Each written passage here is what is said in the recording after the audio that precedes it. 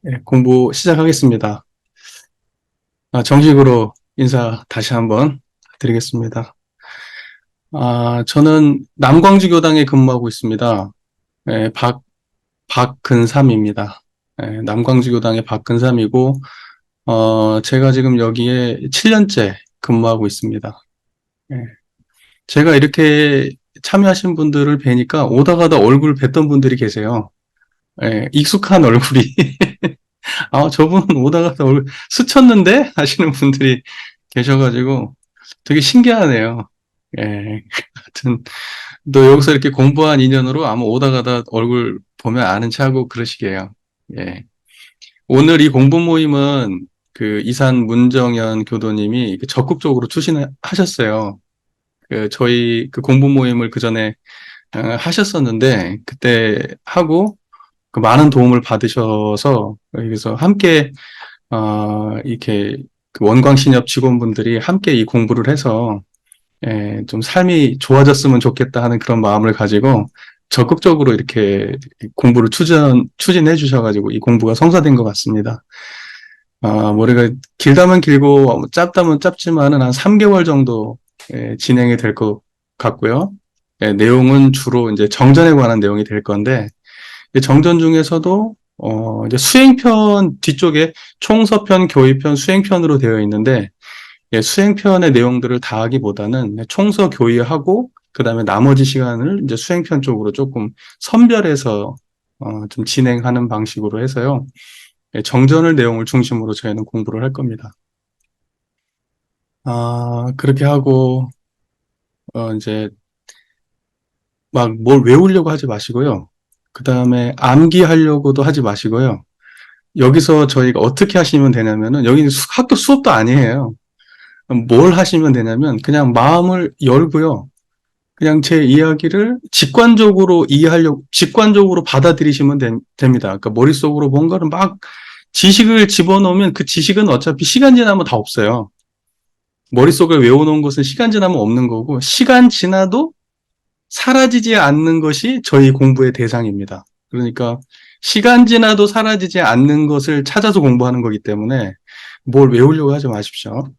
그리고 제 바람은 이 공부 끝나고 난 다음에 자기 삶에 적용이 되고 가족한테 적용이 되고 또 직장에서 적용이 됐으면 좋겠어요. 그렇게 되면 이 공부 모임이 성공입니다. 근데 거기까지 나가는 게 사실 쉬운 일은 아닙니다. 자기 의지가 필요하거든요. 자기 개선의 의지가. 그래서 거기까지 나갔으면 좋겠는데 모르겠어요. 저는 뭐 출가 제가를 대상으로도 많이 강의를 하고 공부를 하지만 이게 단지 그 지적 만족감에 그치는 경우가 많아요. 그러니까 뭐 듣고 알았어, 이해했어. 나는 그걸로 좋게 원불교에 대해서 이해했고 사람들이 얘기하면 그 이상으로 알아들어. 나는 이렇게 설명 잘할 수 있어. 이제 그거에 대한 만족감에서 그친다고 하면 그건 좀 허망한 일이에요. 예, 허망한 일이죠. 여러분들께서 그 직무를 해감에 있어서 배우는 기능 어떤 거 하나 익히는 게 이 시간에 그거 하는 게 더 낫죠. 이거 하는 게 뭐 도움이 되겠습니까? 머릿속에서 세상의 지식이라는 게 널리고 널린 건데 요즘은 지식이라고 하는 거는 유튜브들 많이 하시잖아요. 맘만 뭐 저는 음식 같은 거 음식 같은 거 제가 음식하는 거 좋아하거든요. 집에 가면 혼자 있을 때는 저를 위해서는 안 하지만 가족을 위해서는 항상 음식을 하는 걸 좋아합니다. 근데 뭐 아는 길도 물어간다고 몇 개 레시피를 이렇게 보면 예를 들면 뭐 제육볶음을 한다 그러면 제육볶음에 관한 몇 개 레시피를 이렇게 보면은 그러면 이제 뭐가 기본인지는 알게 되잖아요. 그러고 난 다음에 이제 또 하면은 거의 괜찮게 되더라고요. 그러니까 너무나 편리한 세상이에요. 우리의 삶의 지식이라는 걸 구하기가 너무 수월한 세상입니다. 하지만 지금 저희가 공부할 이러한 지식은 굉장히 귀해요. 잘 없어요. 그건 그 유튜브를 뒤져본다고 해도 쉽게 찾을 수 없고, 책을 읽는다고 해서 알아지지도 않습니다. 예, 그러니까 저희가 공부하는 지식은 굉장히 희소하고 가치 있다. 그리고 삶에 바로 적용이 되고, 특정한 부분에 적용이 되는 게 아니라 보편적으로 적용이 되는 그런 공부다라는 걸 알고, 마음을 열고, 외우지 마십시오. 그리고 바로 이 순간에만 집중하시고, 뭘 기록하려고 하지 마십시오. 그걸 제가 꼭 부탁드리고 싶습니다. 그러니까 뭐 책을 계속 파신다든지 보고 있는데 막 머리를 막 인상이 막 찌푸러지면서 막 이해가 안 돼도 이렇게 하지 마세요. 이해 안 되면 그냥 넘어가십시오. 나중에 따로 질문하시면 되고요. 예. 자, 거두절미하고요. 시간 없으니까 공부하죠. 정전에 대한 이야기를 먼저 드리겠습니다. 정전은 그 대종사께서 직접 살아생전에 스스로 편찬한 책이에요. 그러니까 성자들이 자기 스스로 자기 살아있을 때에 내 가르침은 이거야 라고 정리해서 내놓은 경전은 없었어요. 대종사님이 거의 유일해요. 대부분은 이제 후래 사람들이 이제 과거에 있었던 기록들을 정리해가지고 묶어서 만들죠.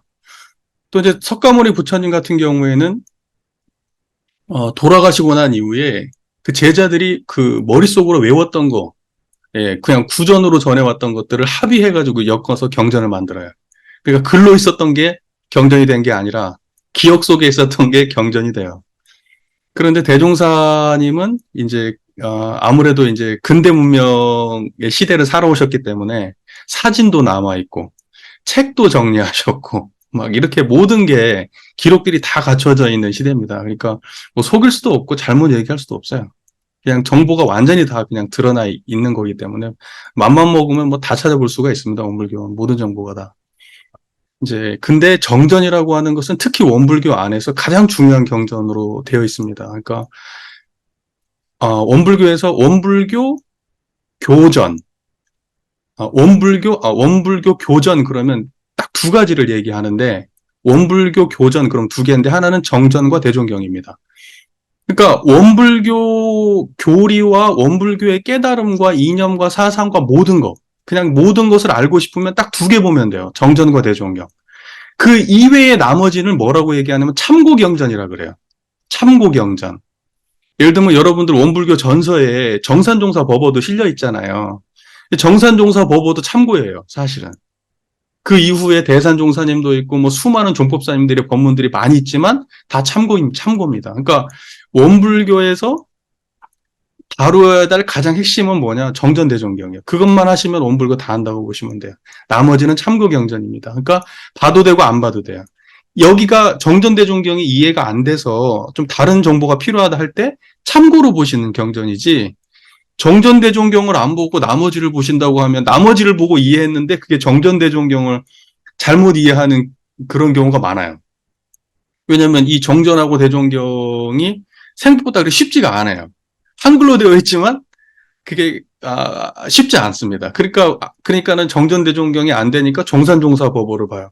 정산종사법어도 안 되니까 대산종사법어를 봐요. 그래서 내가 이해했어. 그러고 나서 다시 정전대종경을 보면 이해가 안 됐어요. 그러니까 제가 하고 싶은 얘기는 뭐냐면 다른 거 보지 마시고 정전대종경만 보시면 돼요. 근데 그 중에서 하나만 봐라 그러면 정전 보시면 돼요. 그러니까 저희가 하고 있는 정전 공부는 원불교에서 딱 아주 핵심이에요. 이건 반드시 해야 될 핵심입니다. 근데 그 재미나게도 수십 년을 원불교를 다니셔도 그 정전 대종경 잘 모르세요. 정전에 나와 있는 내용 잘 모르세요. 왜냐면 이제 그때 그 시대에는 신심 중심의 공부를 했고 그 경전의 내용을 직접적으로 공부를 하지는 못했었어요. 그것은 사실은 비단 원불교뿐만이 아니고 뭐 불교도 그렇고 다른 종단도 마찬가지입니다. 뭐 성경을 본다고 하지만 거의 대부분 표면적으로만 대충 아는 설교를 통해서 아는 정도 수준이지 자기 스스로 성경을 독파했다거나 또 불경 그러면 뭐 금강경, 뭐 화엄경 뭐 엄청난 많은 경전이 있는데 그 경전을 스스로 해가지고 독파해서 깨달음을 얻고 이런 사람들은 거의 없어요. 대부분은 이제 스님들이 하는 이야기 조금 듣고 그냥 그렇게 알고 그 문화 속에서 조금 아니까 좀 안다 이렇게 생각하고 익숙하면 안다고 착각하는 게 사람이에요. 그러니까 원불교 문화 속에 오래 있으면 나는 원불교를 안다. 설교를 조금 많이 들었으면 나는 원불교 교리를 안다. 이렇게 생각하지만 사실 그렇지 않아요. 직접적으로 물어보면 대답을 못 하세요. 설명할 수도 없어요. 가족들한테조차도 아주 편안한 사람한테도 설명을 못 해요. 근데 저는 그게 심정이 너무 이해돼요. 왜냐면 전문적으로 교육을 안 받아서 그래요. 네. 근데 여기 계신 분들은 젊으시고 이제 직접적으로 교육을 받으시니까 여기 계신 분들은 아마 그 전에 있었던 많은 분들하고는 다른 차원으로 원불교를 이해하실 수 있을 거다 저는 그렇게 생각해요. 이 경전을 직접 보고 내용을 세세하게 체험적으로 이해하시는 수준으로 공부를 하실 거니까 단지 그냥 오래 다닌 거하고는 차원이 다르게 이해하실 거라고 저는 생각합니다. 자, 정전을 볼 때 이제 우리가 총서편, 교의편, 수행편 이렇게 세 큰 카테고리가 되어 있습니다. 총서편, 교의편, 수행편. 그래서 이제 오늘 저희가 함께 공부하려고 하는 내용은 이제 총서편에 대한 내용입니다. 총서편은 딱 두 가지 장밖에 안 되어 있어요. 그러니까 총서라고 하는 것은 원불교의 총체적인 내용을 다 담고 있는 게 총서편이에요. 근데 딱 개교의 동기 한쪽, 교법의 총설 한쪽, 두 쪽밖에 없어요. 근데 그게 원불교의 모든 걸 말해줘요. 큰 틀을 다 설명하고 있어요. 이제 그 이야기를 좀 오늘 해보려고 해요. 그러면 오늘 총서편을 공부하고 나면 여러분들은 원불교가 왜 어떤 종교인지를 분명하게 이제 정리가 되실 겁니다. 자, 그러면 이제 구체적으로 내용을 한번 읽어보도록 하겠습니다. 가지고 계신 이제 교전 읽어보시고, 이제 제가 여기서 이제 읽어드릴 겁니다. 교전이 없으신 분은 이제 집중해서 들으시면 될 것 같고, 혹시라도 컴퓨터를 볼 수 있으신 분들은 그 컴퓨터에 그 원불교 그 홈페이지 들어가시면 그 첫 번째 그 화면에 그 원불교 교전에 관련된 들어가시면 그 법문을 다, 실려 있으니까 보시면 되거든요. 네, 그렇게 보시면 돼요. 그 교전을 옆에 펴시고, 읽어보겠습니다. 제1총서편 제1장 개교의 동기. 현하, 과학의 문명이 발달됨에 따라 물질을 사용하여야 할 사람의 정신은 점점 쇠약하고 사람이 사용하여야 할 물질의 세력은 날로 융성하여 쇠약한 그 정신을 항복받아 물질의 지배를 받게 하므로 모든 사람이 도리어 저 물질의 노예 생활을 면하지 못하게 되었으니 그 생활에 어찌 파란고해가 없으리요. 그러므로 진리적 종교의 신앙과 사실적 도덕의 훈련으로서 정신의 세력을 확장하고 물질의 세력을 항복받아 파란고해의 일체 생명을 광대무량한 낙원으로 인도하려 함이 그 동기니라. 이게 원불교 개교의 동기입니다. 그러니까 원불교는 왜 생겼는가? 무엇 때문에 원불교가 있는가? 이제 그걸 깔끔하게 정리한 거예요. 원불교 역사 속에서 대종사께서 깨달음을 얻으시고 난 다음에 제자들하고 그 구인 기도를 해요. 그래서 그 영광 그 지방에 이렇게 대종사 계셨던 곳에 이렇게 봉우리가 9개 봉우리, 9개 봉우리에서 기도를 하는데 그때의 기도문의 내용이 이 개교의 동기하고 거의 같아요. 예, 그 시절에 저 내용을 담은 내용으로 기도를 했었어요. 예, 그러니까는 사실은 개교의 동기가 원불교를 처음 시작할 때 기도했을 때의 내용하고 일치한다는 걸 좀 알아주시면 좋겠어요. 자, 그러면 이제 개교의 동기에 대한 이야기를 좀 드릴게요. 개교라고 하는 것은 말 그대로 원불교를 열었다라는 거잖아요. 개교. 원불교를 열었다. 원불교 종교를 창시했다. 이게 개교입니다. 그 개교를 동기라고 하는 것은 뭐냐면 왜 원불교를 열었는가 이겁니다. 그러니까 원불교라는 종교를 탄생시키고 교법을 내서 이 회상을 만들고 교화 사업을 하는 그 이유가 뭔가 이제 이거에 대한 것이 개교의 동기입니다. 자, 내용을 보면요. 이렇게 말씀, 현하, 이렇게 시작하는데, 현하라고 하는 것은 현재 이래로, 이런 말이에요. 그러니까 지금 이래로. 그럼 현하라고 할 때 그 현하는 대종사께서 당신이 경험했던 물진 문명의 그러니까 당신이 서 있는 지금 이걸 선포하고 있는 개교의 동기를 사람들에게 선포하고 있는 바로 그 시점 이래로 이렇게 이해하시면 돼. 그게 현하예요. 그러니까 당신이 이렇게 사람들한테 이야기해. 현하, 자, 지금 이래로. 지금 이 시대를 살펴보면 지금 이런 말이에요. 그게 현하라는 말이에요. 우리가 잘 안 쓰는 말이라 제가 좀 설명을 좀 드리는 겁니다. 예, 그래서 지금 이래로 과학의 문명이 발달됨에 따라 이렇게 말씀을 했어요. 그럼 과학 문명은 뭘까요? 사람들이 과학 문명이 발달됨에 따라 그러면 사람들이 이렇게 생각합니다. 자, 첫 번째로는 어떤 물질 같은 게 자동차가 지금 뭐 과거에 술에 박혔다가 이제는 스포츠카가 나왔고 막 이제 자율주행차가 나오고 있고요. 그 다음에 이제 예전에는 뭐 이렇게 하늘을 날아가는 거 생각도 못 했죠. 이제 막 고물 비행기가 날아다니다가 이제 막 엄청난 비행기가 이제 막 날아다니기 시작하고 이제 이런 것들의 발전이 이게 문명의 발달인가 이제 이런 생각을 할 수 있어요. 근데 문명의 발달이라고 하는 것은 그 안에 기반이 있어요. 그 기반이라고 하는 것은 이제 과학의 문명인데 그 과학의 문명의 기반에서 물질 문명이 발달하는데 과학은 뭐냐면 지식체계 일반을 말해요. 총체적 지식체계 일반. 그걸 과학이라고 그래요. 그러니까 우리가 생각할 때 뭐 사회과학도 있고 인문과학도 있고 무슨 과학도 있고 무슨 과학도 있고 그러잖아요. 그건 지식체계 일반을 과학이라고 말하는 거예요. 그런데 그러한 인간의 지적 수준이 어떤 특정한 시기부터 폭발적으로 굉장히 발달하게 됩니다. 그 시기에 사실은 원불교가 나온 거예요. 그리고 대종사께서는 그런 시기를 사셨어요. 여러분들 영광에 혹시 가보셨는지 모르겠어요. 영광에 옥녀봉이라는 데가 있습니다. 대종사께서 어렸을 때 거기 가가지고 하늘 보면서 의심냈다고 하는 그런 옥녀봉이 있어요.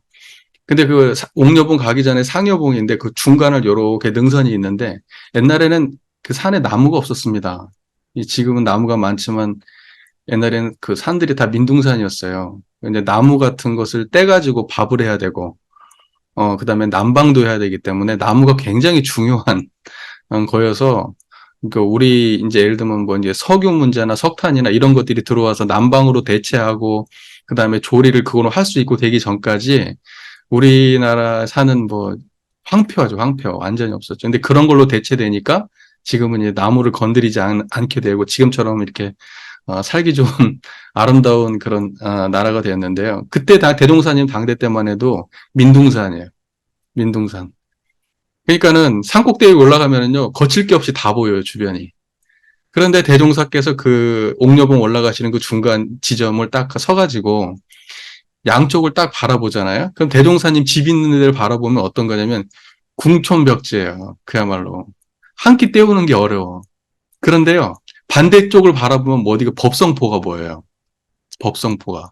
그 능선에서 반대쪽을 바라보면. 그 법성포는 어떤 줄 아세요? 밤에도 불이 환히 밝혀져 있었어요. 수많은 그 배가 들어오고.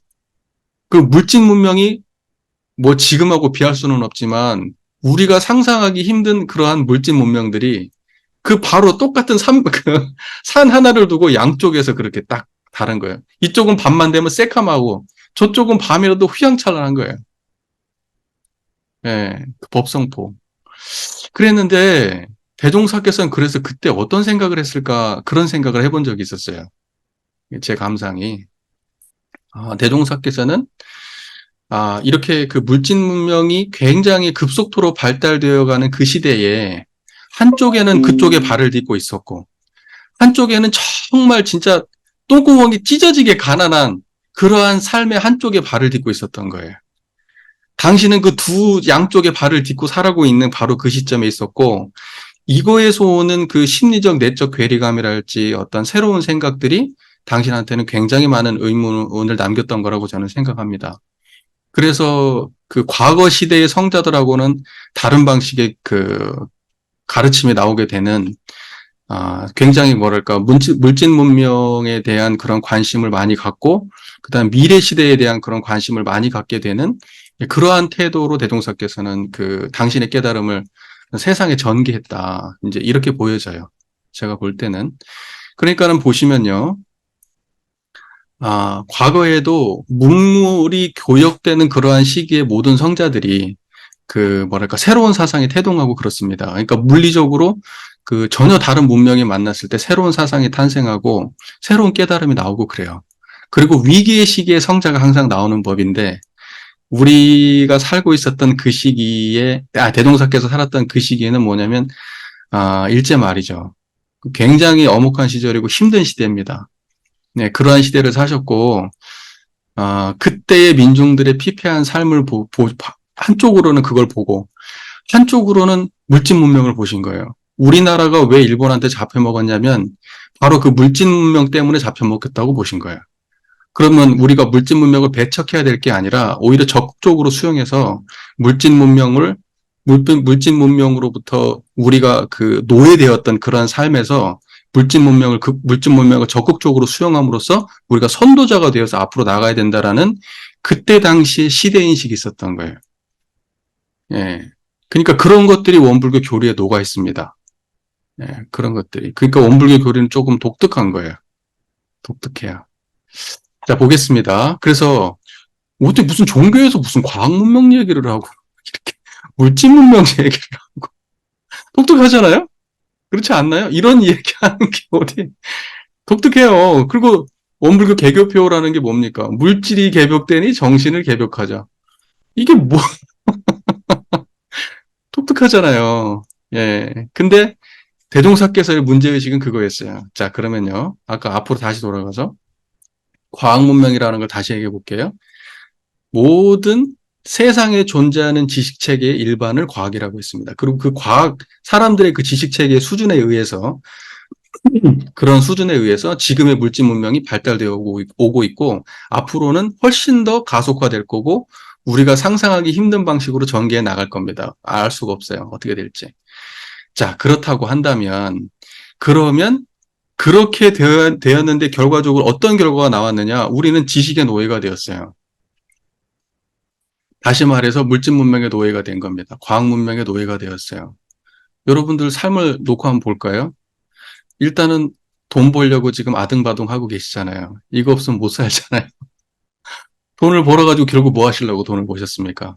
집 사셔야 되잖아요. 집도 이왕이면 큰 거 사셔야 되고요. 자동차 있어야 되죠. 아이들도 교육시켜야 되죠. 옷도 사 입어야 되죠. 음식도 먹어야 되죠. 우리의 삶은 처음부터 끝까지 물질에 예속되어 있어요. 예, 우리는 물질로부터 자유로웠던 적이 없어요. 근데 재미난 건 뭐냐면 우리 지금의 시대만 물질 문명으로부터 부자유했는 거 아니에요. 우리 인간의 역사 자체가 물질로부터 자유로웠던 적이 없어요.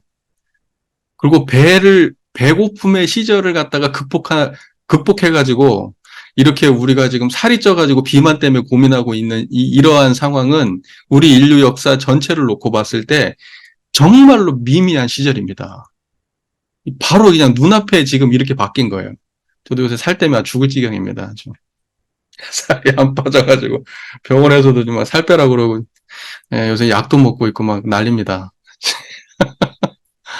제가 이거 이렇게 공부 모임 시작하고 영상 만들어서 유튜브 시작하면서부터 그 컨텐츠 편집하는데 너무 많은 시간이 걸리고 예, 그래가지고 핑계지만 책상 자리에 너무 오래 앉아 있으면서 제가 몸이 이렇게까지 되어 버렸습니다. 예, 하여튼 말이 좀 샜는데 이것도 결국은 이제 물질 문명의 폐해죠. 그러니까 우리는 결과적으로 물질을 떠나서 못 살아요. 그러면 물질을 떠나서 살 수 없다는 것을 바로 받아들이고, 그러면 그러면 예속되어서 살 거냐, 아니면 물질을 부리고 살 거냐, 이 두 가지의 선택길이 남았어요. 어차피 물질과 함께 해야 돼. 그러면 물질의 주인이 될 거냐, 아니면 물질의 노예가 될 거냐, 이거예요. 자, 그러면 이제 이렇게 얘기해 봅시다. 여러분, 돈 없으면 괴로워요? 괴롭죠. 돈 때문에 사람도 죽이는 시대고, 그렇죠. 근데 문제는 뭐냐면 돈 때문에 괴롭고 너무나 그냥 예를 들면 물질이라고 하는 것 때문에 내 삶이 괴롭고 이렇게 된다면 일단은 그 돈이 나의 행불행을 좌우하게 되는 건 맞아요. 그건 분명한 사실이에요. 자, 지식이 많고 없음 때문에 내가 불행하다 그러면 내가 거기 예속되어 있는 거 맞아요. 자동차가 있고 없다. 그 다음에 나의 외모가 예쁘다, 못났다. 또는 나의 가족이 어떻다. 이러한 모든 외적인 작용에 의해서 나의 행보행위 결정된다고 한다면 나는 물질의 노예가 맞습니다. 그런데 그거로부터 자유롭다고 한다면 내가 이러면 작은 차를 타도 큰 문제 되지 않아. 내가 봉급이 조금 작아도 나 불행하다고 생각하지 않아. 나는 내 삶의 주인이야. 나는 내 행불행이 나의 외적 조건에 의해서 흔들리지 않아. 그럼 이러면 주체가 서 있는 거예요. 주체가 서 있는 겁니다. 근데 이런 것이 말이 되냐라고 생각할 수 있어요. 돈 없는데 왜 안 불행해? 네, 돈 없어도 안 불행할 수 있어요. 이제 그걸 알아야 돼요. 그걸 배우는. 그러면 이제 돈이 없는데 안 불행하면 어떤 사건이 발생하느냐? 돈이 없는데도 안 불행하게 되면 그다음부터는 돈의 노예가 되지 않기 때문에 자기가 훨씬 자유롭게 돈을 돈의 주인이 되어서 돈에 끌려다니지 않는 삶을 살게 됩니다. 결과는 똑같아요. 예를 들면 나의 능력이 같다고 하면 결과는 똑같지만 그걸 대할 때 어떤 사람은 불행하고 어떤 사람은 행복합니다. 똑같은 100만 원을 벌어요. 하지만 어떤 사람은 행복하고 어떤 사람은 불행합니다. 그 차이는 나요. 우리가 갑자기 원불교 공부를 해가지고 물질적인 어떤 외적인 거에서부터 자유를 얻었다고 해서 갑자기 100만 원 벌던 사람이 1000만 원 벌고 이런 건 아니에요. 하지만 마음을 공부하게 되면 100만 원 벌었을 때 불행했는데 지금 100만 원 벌었을 때는 안 불행해져요. 그게 달라져요. 그러니까 공부라고 하는 것은 그렇게 되면은 나중에 이제 다른 물리적인 것도 훨씬 더 다르게 기반이 이제 세팅이 되기 시작할 겁니다. 근데 중요한 것은 뭐냐면 사람들이 그걸 잘 몰라요. 종교는 사실 그것 때문에 존재하는 겁니다. 세상의 모든 종교가 있는 이유가 뭔지 아십니까? 인간의 욕망을 어떻게 관리할 건가? 거기에 있어요. 깨달음의 문제도 그거하고 관련이 있어요. 욕망을 어떻게 관리하지? 인간의 욕망을. 이제 원불교에서는 그걸 보고 물질의 노예 이렇게 얘기하는 겁니다. 그 욕망에 예속되어서 자유롭지 못한 상태. 그걸 물질의 노예라고 봐요. 물질이라고 하는 것은 그런 아까 얘기했던 지식 체계 같은 것도 물질이지만 여러분의 감정도 물질입니다. 여러분의 감정은 물질이에요. 그 다음에 여러분 감정은 어떻게 해서 발생되죠? 어떤 외적인 어떤 시각 정보 아니면 청각 정보, 여러분 알고 있는 지식 그런 거 전부 다 어디서 들어온 거예요? 바깥에서 들어온 거잖아요. 바깥에서 들어온 것이 건드려가지고 변화된다고 한다 그러면 그게 물질적 작용인 거예요. 무슨 말인지 이해가 되십니까? 그러니까 우리가 생각할 때는 감정은 물질이 아니에요. 감정은 물질이에요. 여러분들 여기다가 뇌에 그 신경절단 물질을 갖다가 다르게 주입하면 여러분 갑자기 획 가가지고 막 웃습니다. 그래서 또 다르게 하고 뭐가 부족하면 갑자기 울어요. 예. 그렇기 때문에 우리의 감정은 철저하게 물질의 지배를 받습니다. 그러니까 여러분의 감정이 여러분이 예속되어 있다면 여러분 물질의 노예가 맞습니다. 예, 그리고 지식이라고 하는 것도 태생적으로 있는 게 아니라 학습을 통해서 있죠. 예, 기호를 배우고 누군가가 만들어 놓은 걸 가르치고 집어넣고 물리적 노력을 엄청나게 해가지고 머릿속에 새겨놓잖아요. 죽고 나면 그 지식 어디 가잖아? 없어지잖아요. 그것이 영원한 게 아니라 있는 것과 연결되어서 인연되어서 만들어진 것이고 시간 지나면 사라지는 거기 때문에 그것도 물질의 영역에 속하는 겁니다. 여러분의 기억도 물질의 영역이에요. 그러므로 자, 감정과 기억과 그러면 생각들 여러분들이 머릿속에 꿈속에서 일어나고 사라지는 모든 것들은 여러분의 경험과 인연되어 있죠. 그러니까 물질입니다. 그러니까 물질의 특징은 뭐냐? 인연되어 존재했다가 인연되어 사라지는 것들. 항상 변화하는 것들. 그것을 전부 다 물질의 세력이라고 이야기하는 겁니다. 자, 그러면 정리해보죠. 갑자기 이제 원래 이건 다른 때 해야 되는데 말 나온 김에 좀 진행해보죠. 자, 물질을 어떤 것이 물질인지 한번 구체적으로 이야기를 나눠보겠습니다. 일단은 뭐 여러분 자동차, 집 이런 건 뭐 말할 거 없어요. 그죠? 보여지는 모든 것, 만져지는 모든 것, 내 몸 위에 밖에 존재하는 여러분이 감각하고 이렇게 느낄 수 있는 모든 것 일단 다 물질이에요. 물질 아닌 거 하나도 없죠? 여러분이 경험할 수 있는 것 중에 물질 아닌 건 하나도 없어요. 자, 그러면 이제 우리의 몸으로 들어와서 눈도 물질이고 귀도 물질이고 코, 안, 입, 이설, 신 다 물질이에요. 더 말할 거 없죠? 그러면 이제 우리가 항상 고민하게 되는 게 감정의 문제인데 아까도 얘기했다시피 그것도 물질작용이죠. 그 다음에 기억이나 그 다음에 여러분 꿈이라든가 그 다음에 여러분의 그 판단이라든가 이런 모든 것들이 다 물질작용이에요. 자, 그러면 원불교에서 물질의 노예가 되지 말라고 했는데 그러면 나는 뭐야 도대체?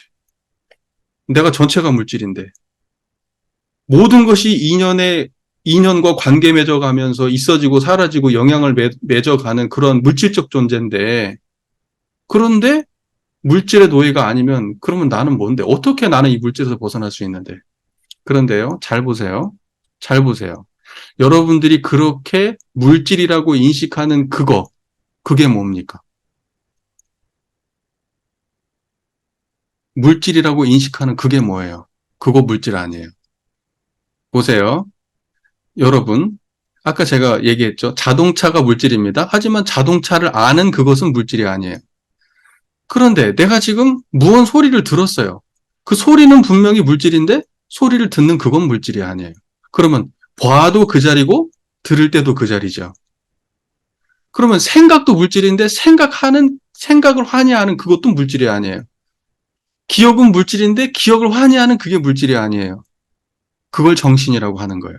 원불교에서는 정신을 어떻게 규정하냐면 마음이 뚜렷하고 고요하여 분별성과 주착심이 없는 경지를 이름이요. 이렇게 규정했어요.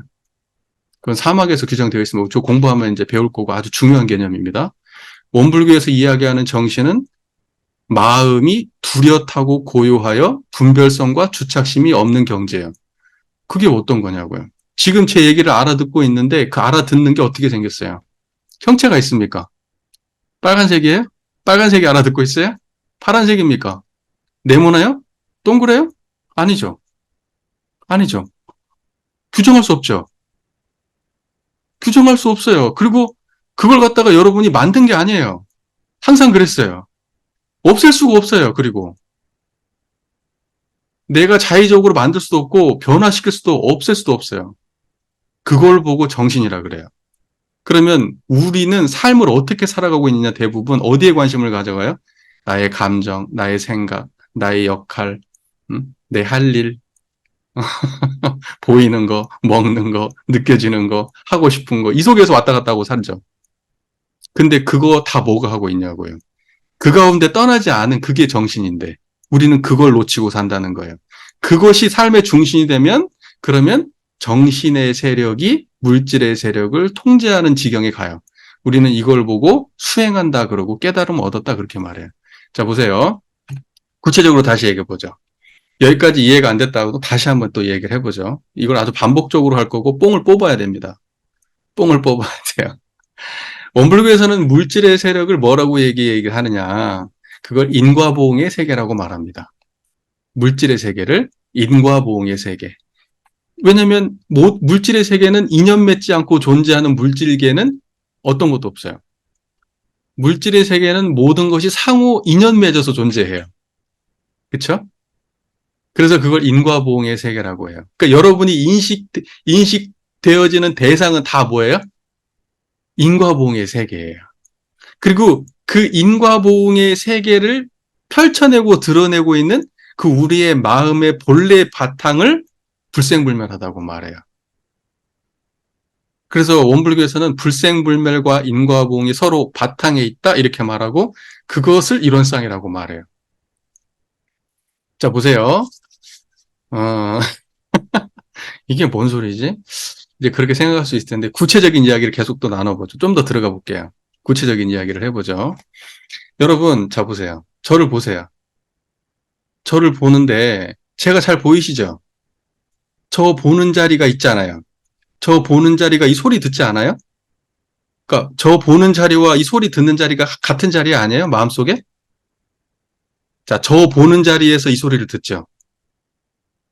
저 보는 자리에서 이 소리를 들어요. 그리고 이 소리를 듣는 자리에서 여러분은 생각을 해요. 이 소리를 듣는 자리에서 여러분은 밥을 먹었어요. 이 소리를 듣는 자리에서 이렇게 느낌이 있어요. 이렇게 숨을 들이쉬는 것도 그 자리에서 일어나고 있어요. 그거 알겠어요? 근데 그건 우리의 삶에 한 번도 떠난 적이 없어요. 우리가 태어나서 지금까지 살아온 동안 단 한 번도 그 정신 바탕을 놓치고 살아본 적이 없어요. 그게 우리예요. 그걸 정신이라 그래요. 자, 다시.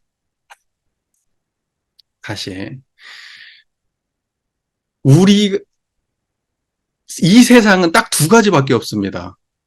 이 세상은 딱 두 가지밖에 없어요. 하나는 물질계와 정신계. 그것을 원불교에서는 인과보응의 세계와 불생불멸의 세계. 딱 두 가지밖에 없어요.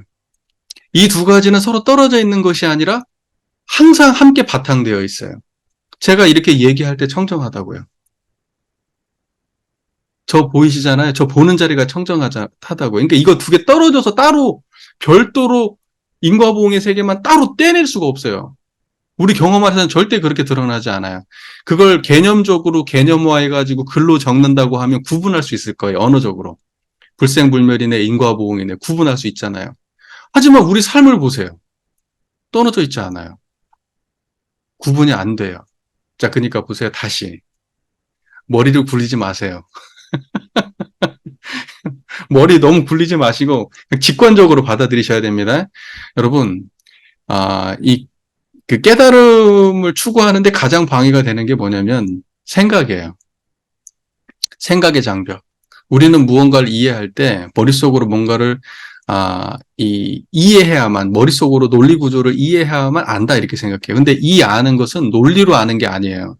직관으로 아는 거예요. 직관으로. 그러니까 생각하지 않아야 알아요. 보세요. 다시 보세요. 제가 이렇게 제 손가락 보이세요? 제 손가락 잘 보이시죠? 자, 손가락 보는 자리를 보세요. 자, 지금 이 화면에 저를 계속 보세요. 이 손가락을 보세요. 그리고 손가락 보는 자리를 보세요. 자, 제가 손가락은 치울 건데, 손가락 보는 자리가 없어지는지 보세요. 손가락은 지금 이렇게 드러나 있습니다. 근데 제가 손가락을 치울 거예요. 그런데 손가락을 드러내고 있는 자리는 그대로일 거예요. 자, 해볼게요. 자, 손가락을 치우겠습니다. 이 손가락 있던 자리를 보세요. 손가락 있던 자리. 제가 손가락을 치울 거예요, 이렇게. 자, 손가락을 알았던 그 자리가 그대로 있죠, 그 자리에.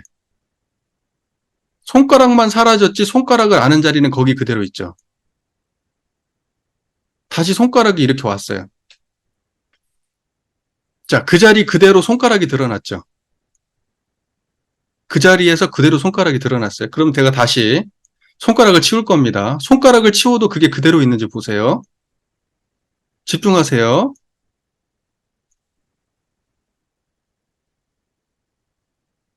그대로 있습니까? 자, 보세요. 그래서 얘는 손가락이 있을 때도 한결같죠. 그 자리죠. 제가 그 자리란 표현을 좋아합니다. 그러거든요. 한결같다. 그래. 같을 해서 진여. 불교에서 많이 쓰는 말이에요. 한결같죠. 이 손가락 들어도 그 자리죠. 손가락을 없어져도 그 자리죠. 자, 귀에다가 집중해 보세요. 귀에다가. 지금 무언가 주변에서 백색 소음 같은 것도 있을 거예요. 뭔가 소리가 있습니다. 자, 그 소리가 있는데 지금 제가 다른 소리로 바꿔볼게요. 그 소리를 아는 자리를 보세요. 제가 이렇게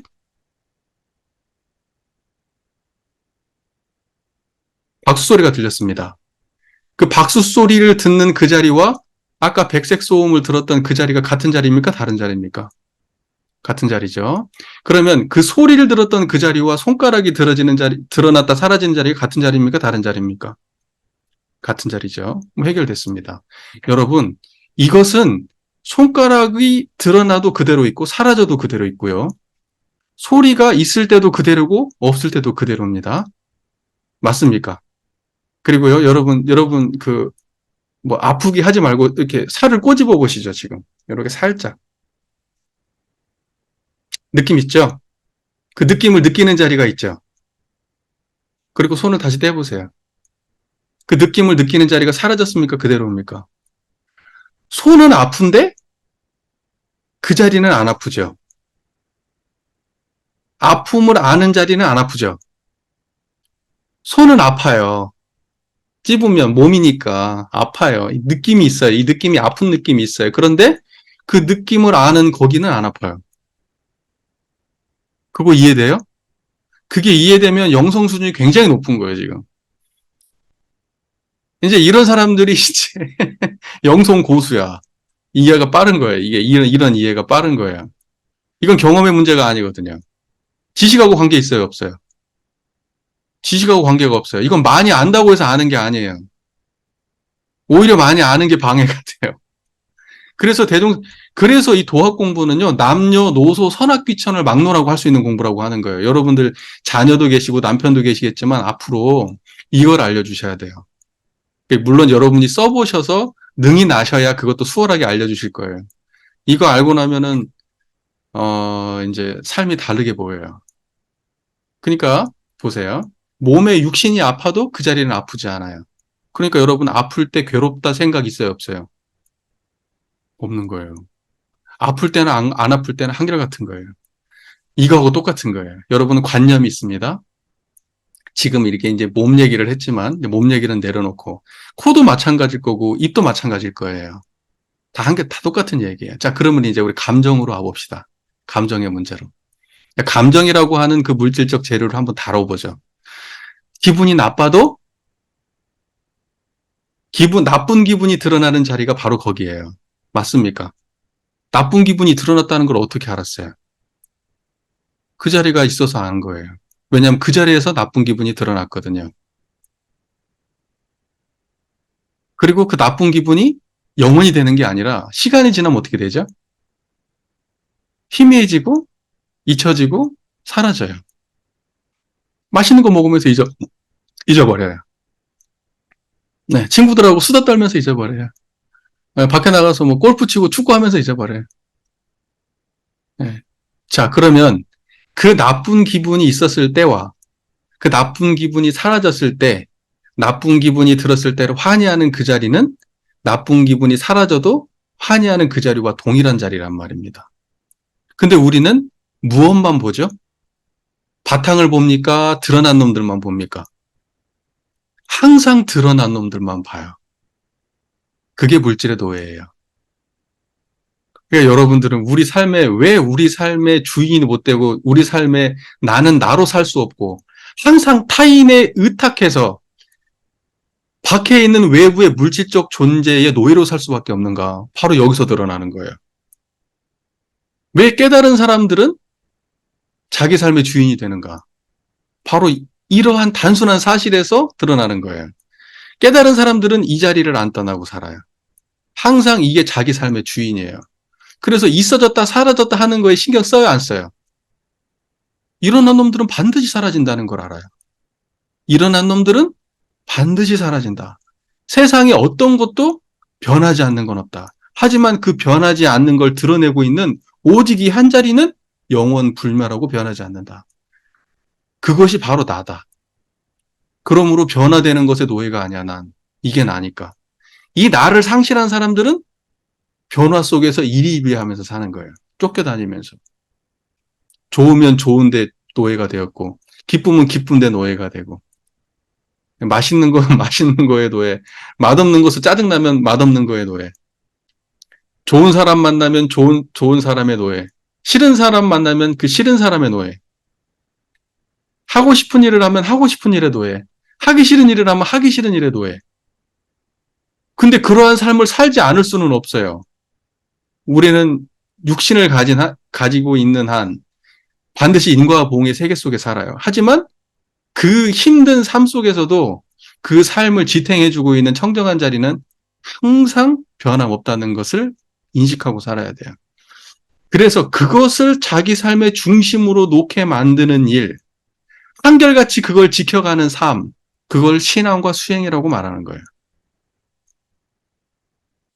그렇게 되면은 자기 삶의 주인이 돼요. 예전에는 왜냐면 생각이 끌려가니까, 생각이 고통스러우니까, 저걸 없애려고 하다 보니까 내가 타인한테 함부로 말하기도 하고, 가족들한테 함부로 하기도 하고, 짜증도 내기도 하고, 막 그렇게 살았는데, 그것이 나의 삶을 건드릴 수 없다고 하는 사실을 자각하고, 그것이 진짜 그렇게 나의 삶에, 안착하게 된다면, 그러면 그렇지 않아요. 예. 생각도 현명하고요. 변화될 걸 아니까. 타인을 함부로 하지도 않아요. 왜냐하면 그것이 또 다른 고통을 만들어낼 걸 아니까. 그러니까 모든 세상에 어떤 것도 변화되지 않는 게 없는데 그 모든 세상의 변화를 드러내고 있는 자리는 변화 없는 자리다. 이거예요. 그 둘은 서로 떠나지 않고 있다. 이게 원불교에서 얘기하는 진리의 핵심이에요.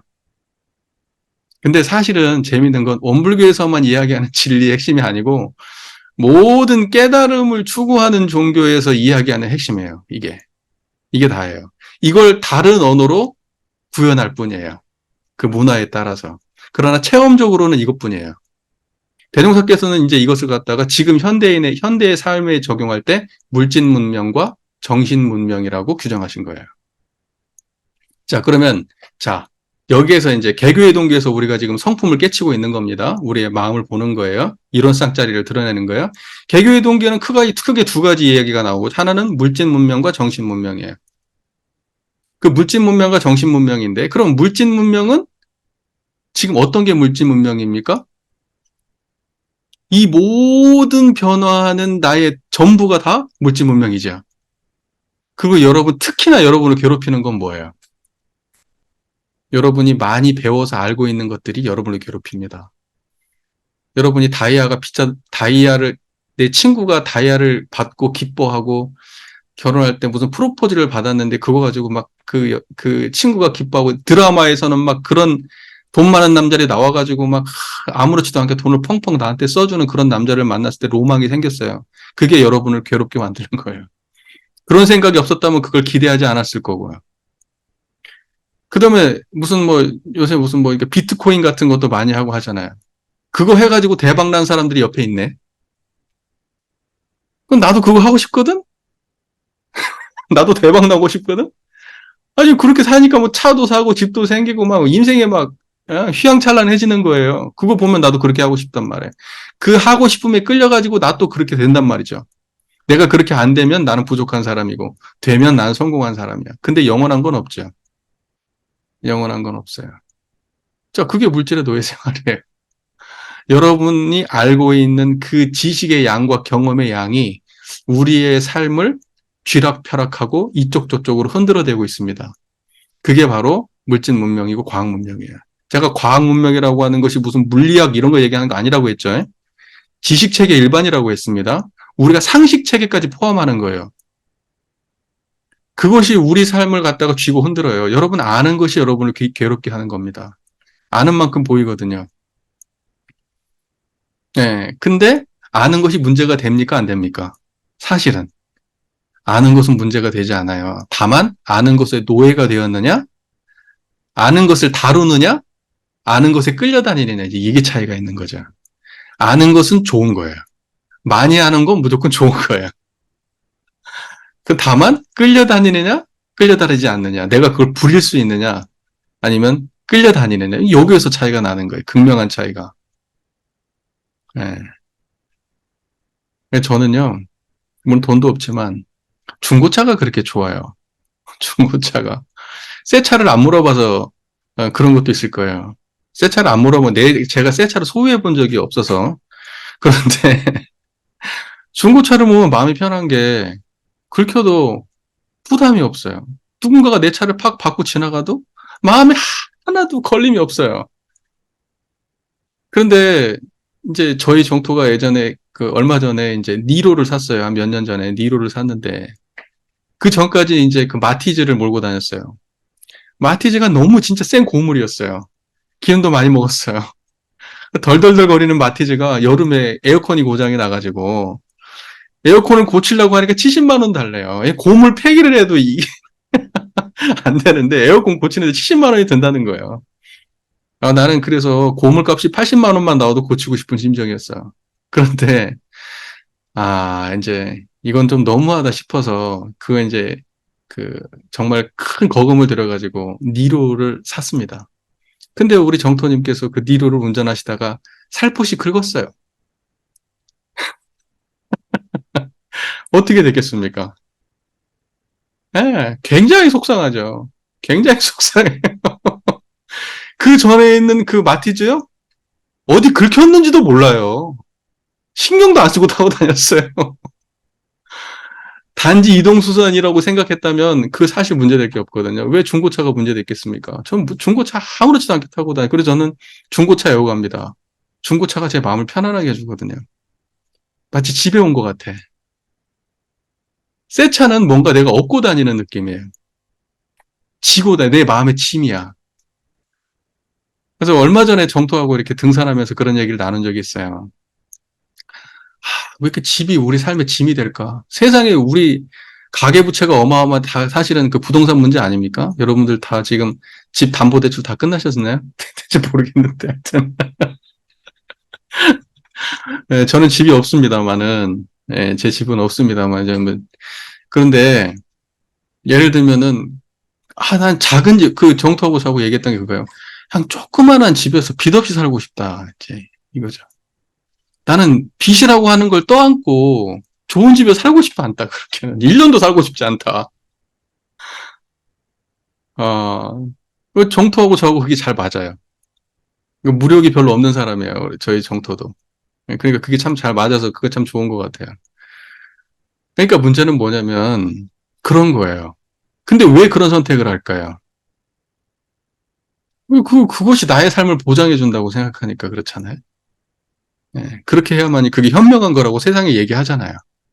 그렇게 못하는 놈은 멍청한 놈이라고 하잖아요. 그러니까는 사람들이 생각하는 그러한 모든 사람들이 옳다고 생각하는 곳을 향해서 일렬 종대로 쭉 쓰잖아요. 세상이, 여러분, 사람들이 돈 왜 벌어? 왜 공부해? 왜 저 사람 만났어? 집이 왜 필요해? 물어보면, 그래도 마지막에 끝에 가가지고 왜 그걸 하냐고 얘기하면 행복이래요. 행복하고 싶어서. 행복하고 싶어서. 근데 저는요, 거기에다가 똥을 싸지르고 싶어. 감정적으로. 행복이라는 말이 사람들을 불행하게 만들어요. 행복이라는 말을, 저는 설교 때 행복이라는 말을 쓰질 않아요. 일체 안 써요. 교도님들한테 행복하시란 말도 안 해요. 행복을 추구하지 마시라고 얘기하죠. 행복의 노예가 됩니다. 우리는 이미 아무 문제가 없었는데, 누군가가 이걸 가져야 행복하대. 이만큼을 해야 행복하대. 저런 직업에 들어가야 행복하대. 그렇게 얘기하니까 갑자기 내가 불행한 인간이 된 거예요. 그런데 세상에 그렇게 해가지고 행복할 수 있는 사람은 전 세계 인류의 몇 퍼센트 안 되고요.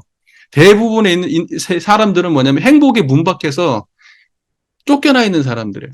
다 문 밖에서 대기하고 있어요. 못 들어가고 실제로. 자, 삼성에 들어가야 행복하답니다. 근데 몇 명 들어갑니까? 그거 준비하는 사람은 몇 명이고. 거기 들어간 사람의 몇 명은 행복하다고 해. 물론 영원하진 않겠지만. 그런데 거기서 탈락된 사람들은 다 불행한 사람들이야, 그러면?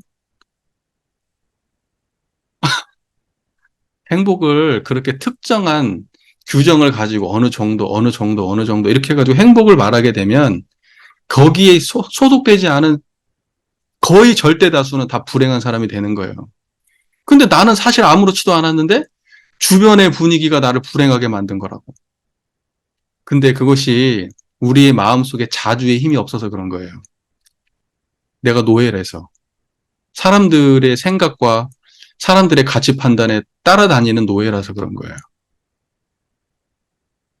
그래서 저는 종교는 행복팔이 장사하는 데가 아닙니다. 저는 그렇게 얘기합니다. 종교는 깨달음을 얻자는 것이고 삶을 주인으로 살자는 것이고 세상에 선한 영향력을 끼치자는 거지 행복을 향해서 쫓아가는 그런 무슨 그런 집단이 아니다.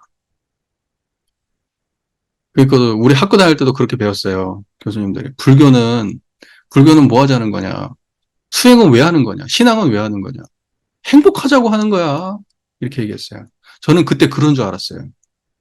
그 공부를 열심히 해보니까 대종사님이 정전에 행복이란 말 한마디도 안 했어요. 한마디도 안 했어요. 그 대종경 같은 거 찾아보니까 한 군데가 나와요.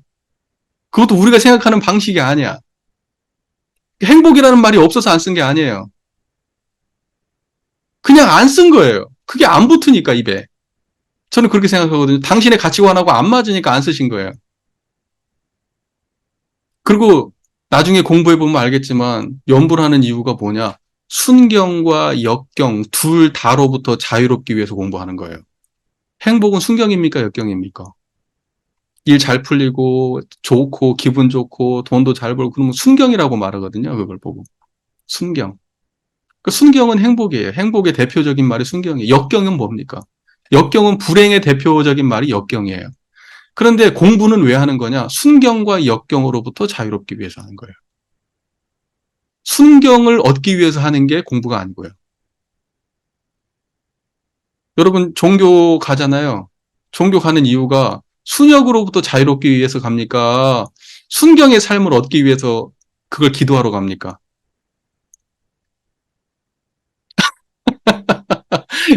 종교를 다니시는 분들, 뭐 기독교고 불교고 다 포함, 다 필요 없어요. 다 똑같아. 다 뭘 얻기 위해서 가느냐? 순경, 복 받는 거, 내 삶 행복하게 하기 위해서 가는 거예요. 그래서 시키는 대로 하면은 기도 열심히 하면은 복 준다고 얘기하니까 가는 거예요. 그런데 순경과 역경을 초월하러 간다고 하면 누가 가겠냐고. 안 간다니까요, 사람들이. 그런데 저는 여기 계신 분들한테는 복 받으세요. 행복하기 위해서 공부하세요. 이런 얘기는 제가 못 해요. 저는 우리 할머니들한테도 안 해요. 우리 할머니 교도님들한테도 그런 얘기 안 해요. 예. 저는 양심상 못 하겠어요. 그런 말. 종교는 그런 거 추구하는 데가 아니에요. 행복하고 싶으면요, 공부 열심히 해가지고 돈 많이 벌고요, 열심히 몸을 갈아가지고 세상에 갈아가지고 예, 일 더 열심히 하고 진급하고 그렇게 하세요. 그러면 행복 있을 거예요. 물론 영원하진 않아. 받을 때 잠깐이고 시간 지나면 그거 놓을 때는 더 고통이 크고요. 그건 내가 세상에 존재하는 행복은 유효기간이 딱 정해져 있어요. 그건 분명해요. 뭐 예쁜 얼굴 오래 갑니까? 건강이 오래 갑니까? 돈은 영원합니까? 가족 관계는 영원합니까? 나한테 그렇게 나오고 죽고 없이 못 살던 나의 부인이 먼저 갈 수 있어요. 삶은요, 그렇게 순경과 역경의 양면으로 정신없이 오가는 게 삶인데, 그 중에서 순경의 길만 가겠다. 수행을 하면 그 길로만 갈 수 있다. 그런 건 없어요. 그런데 순경과 역경 둘 다를 초월할 수 있다면, 순경과 역경이 다 물질의 세력입니다. 순경도 물질의 세력이고 역경도 물질의 세력이 앞에 제가 충분히 설명을 드렸죠. 인과보응의 세계입니다. 순경, 역경 둘 다. 그 순경과 역경이라고 하는 그 행복과 불행이라고 하는 예, 그러한 그 세상의 뭐 고와 락이라고 하는 그 세상의 그 극명한 양면의 그 인과의 세계.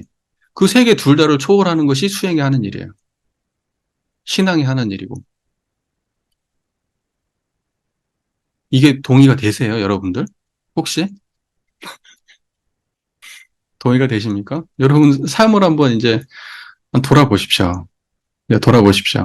네, 그러면은 이제 내가 완전히 태어나서부터 지금까지 살아온 삶은 완전히 물질의 노예였구나. 이제 그걸 자인하게 되실 거예요. 이제 그게 그렇게 와닿지 않으면은 사실은 이제 거기서 공부하고 하는 게 아무 의미가 없어요. 시작할 때 그게 인식이 됐을 때 이제 모든 게 의미 있어져요. 개교의 동기에서 말하는 그 두 가지 개념. 물질과 정신. 예, 그래서 이제 개교의 동기가 중요한 거. 그래서 개교의 동기도 사실은 평이한 말 같지만 사실은 그 안에 깨달음의 기반을 가지고 있는 말입니다. 깨달음의 기반에서 나오는 말이에요. 이해가 되시죠? 자, 개교의 동기 좀 더 볼게요. 현아, 과학의 문명이 발달됨에 따라, 그죠? 뭐, 과거하고 비교할 수 없죠. 우리의 지식 체계부터 물질 세계에 펼쳐지는 모습, 변해가는 거, 뭐, 이건 상상할 수도 없이 발달되고 있죠. 물질을 사용하여야 할 사람의 정신은 점점 쇠약하고, 그죠? 그 모든 것을 다뤄야 될 사람의 그 정신이라고 하는 것은 그 우리 마음자리를 말하는 거예요. 아까 얘기했던 그것은 점점 쇠약하고. 근데 우리가 이걸 평상적인 이야기로 읽어버리면 정신력 뭐 이런 거 이렇게 읽는다고 무슨 시대 정신 뭐 이런 식으로 읽는다고. 근데 시대 정신이라고 하는 건 가치관이잖아요. 그 가치관은 생멸하는 거예요, 불생불멸이에요. 생멸하는 거잖아요. 어느 특정한 순간에 어떠한 사회에서 그것이 옳다고 생각하는 것이 정립된 거잖아요. 시대정신이라고 하는 것도. 그렇기 때문에 그것도 생멸하는 거예요. 물질문명이에요. 근데 여기에서 이야기하는 사람의 정신은 그런 말이 아니에요. 아까 얘기했던 그 경지를 말하는 거예요. 마음이 뚜렷하고 고요해서 분별성과 주착심이 없는 경지, 마음의 경지, 그걸 정신이라고 하는 거예요. 우리가 생각하는 그 정신이 아니에요. 뭐 정신 차려 그러면 사람들이 뭐예요? 야, 너 할 일 놓치지 말고 꼼꼼히 챙겨? 이런 말이잖아요. 정신 차려. 너, 너 이거 그런 말이잖아요. 정신 차리라고 할 때. 그런 말 아니라니까요. 그런 말 아니에요. 그러니까 이런 거에서부터 틀어져요. 이 개교의 동기 해석부터가 일상 언어로 읽으니까 문제가 되는 거예요. 이게. 그러니까 본질이 자꾸 구현되지 않은 일상언어로 읽으니까 이게 무슨 말인지 이해가 되시죠? 그러니까 물질을 사용하여야 할 사람의 정신은 점점 쇠약하고, 그러니까 물질을 사용하여야 할 것은 정신이에요. 아시겠죠? 그러니까 여러분의 모든 변화되는 삶 속에서 뭐 하나를 놓치면 안 돼요. 그걸 사용하여야 할 정신을 놓치면 안 돼요. 사용하여야 할 정신을. 지금 제 얘기 잘 듣고 계세요? 저 잘 보이세요? 그게 정신이죠? 그거 뭐라 규정할 수는 없는 거. 불교에서는 그걸 보고 뭐라 그래요? 공, 비었다 그래요. 여러분 공 얘기 들어봤어요? 불교에서 불교는 뭐야 그럼 공이요. 불교의 깨달음은 공입니다. 이런 얘기 안 들어봤어요? 그건 그냥 흔히 듣는 소리잖아요. 그리고 불교 가면 색즉시공 이런 얘기 안 들어봤어요? 그런 건 그냥 마치 일상어처럼 나오는 얘기니까 한번 들어보셨어요? 색즉시공. 그죠? 색이 뭐예요? 물질의 세계를 색이라 그래요. 우리로 따지면 여기 개교의 동기적 표현으로 따지면 물질 문명을 색이라고 해요. 인과보응의 세계를 색이라 그래요. 그리고 그거하고 직해 있는 것이 공이라고 말했어요. 그 공은 뭐예요? 우리로 따지면 정신 문명을 말하는 거예요. 정신의 세력. 그러니까 물질의 세력과 정신의 세력이 직해 있다. 직해 있다는 건 이렇게 함께 있다는 거예요. 직해 있다. 원불교적 표현으로는 서로 바탕에 있다. 이렇게 표현해요. 원불교에는. 서로 바탕에 있다. 그런데 불가에서는 반야신경 같은 데서 색, 즉, 시, 공 이렇게 얘기해요. 색과 공이 서로 직해 있다. 이렇게 말해요. 그러니까 청정한 지금 제 얘기를 듣고 있는 그게 공이라니까요. 네? 뭐가 있어졌다 없어져서 공이 아니에요. 있어졌다 없어지는 것은 색이고, 있어졌다 없어졌다 다시 있어졌다 없어졌다 그래가지고 없네? 지금 공이 됐네? 그 공 아니고 그것은 있어졌다 없어졌다 하는 변화를 말하는 거고, 있어져도 있는 거, 없어져도 있는 거, 그게 공이에요. 이 말 이해가 되세요? 고수들인데? 보통 분들이 아닌데 그걸 색즉시공이라고 하는 거예요. 네, 어디 가서 아는 체 좀 해보세요. 아는 사람 별로 없어요. 불교 신자도 다 몰라요, 이거. 자, 보세요. 그러니까, 사용하여야 할 사람의 정신은 점점 쇠약하다. 그 말은 무슨 말이에요? 이 자리를 놓치고 살아간다는 거예요. 이 자리를 모르고 살아간다는 거예요, 사람들이. 자기 삶의 진정한 주인인 정신을 놓치고, 노예적으로 물질의 세력에 끌려가지고 물질의 노예가 되어서 살아간다는 거예요. 이 자리를 확보를 못하고, 마음자리를 놓치고 산다는 거예요. 청정하십니까? 제가 청정하냐고 물어봐요. 청정한 것을 다른 표현이에요. 그 자리에 다른 표현은 청정하다. 제가 이렇게 표현을 많이 해요. 사람들한테 좀 이렇게 뭔가 와닿잖아요. 청정하다는 건 물이 깨끗하다 이런 느낌이 아니에요. 맑고 깨끗한 경지라고 했을 때 우리가 생각하는 그러한 어떤 물리적인 세계를 말하는 게 아니고 텅 빈 그 자리를 청정하다 그러는 거예요. 아무것도 없다. 번뇌가 없다. 일어나고 사라지는 것도 없다. 형체도 없다. 그게 청정한 거예요. 오염됨이 없다. 물들지 않는다. 그게 청정하다고 말하는 거예요. 거기를. 지금 그 청정한 게 이 소리를 듣고 있는 거예요. 그 청정한 게 저를 보고 있는 거고. 여러분들은요, 오늘 공부문이 끝나고 아침에 일어나도 그 자리와 함께 일어나고요. 씻을 때도, 밥 먹을 때도, 출근할 때도, 일할 때도 그 자리가 항상 함께해요. 그래서 기독교에서는 뭐라고 얘기해요? 하나님은 무소부재하시다. 그래요. 없는 곳이 없다. 하나님은 없는 곳이 없으시다. 그래요. 물론 그게 이거는 아주 불교적인 것이기 때문에 기독교에서는 그런 말 아니야. 그럴지도 모르지. 진짜 하나님이라고는 물리적 존재가 아마 어디에나 분신처럼 존재한다고 상상할지도 모르지. 하지만 우리가 이야기하는 그 법신불 이론상 할 때 그 법신이라고 하는 건 청정, 앞에 꾸미는 말이 청정이거든요. 청정, 법신, 이론상, 원불교는 그렇게 표현하고 있는 거예요. 그러니까 법신이라고 하는 것은 만법의 몸이 되는 부처님 이런 말이에요. 만법은 뭐예요? 인과보응의 세계를 만법이라고 하는 거예요. 물질 문명을 만법이라고 하는 거예요. 그거의 몸은 뭐예요? 그거 드러내고 있는 이 청정한 게 그 만법의 몸이에요. 저 보이세요? 이 눈으로 보이는 모든 것의 몸이 그 자리예요. 무언가 소리가 들리시죠?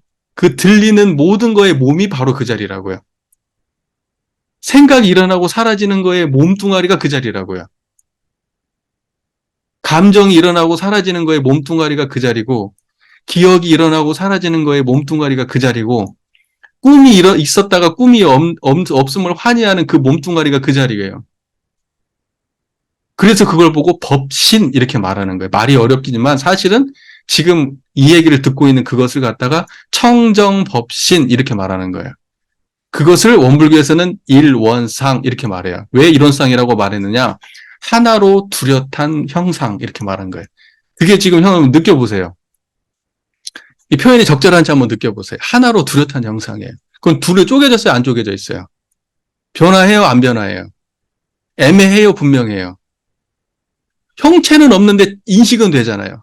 현체는 없는데 사용을 하고 있잖아요. 색깔도 없고 모양도 없고 냄새도 없고 무게도 없고 개념으로 정리할 수도 없는 그것이 분명하게 지금 현재 이 모든 것을 드러내고 있단 말이에요. 그러니까 그걸 보고 상 써가지고 일원상 하나로 뚜렷한 형상 이렇게 말하는 거예요. 그걸 원불교에서는 일원상이라고 말하는. 그러니까 여러분은 일원상 그러면 벽에 걸린 동그라미가 일원상인 줄 알죠?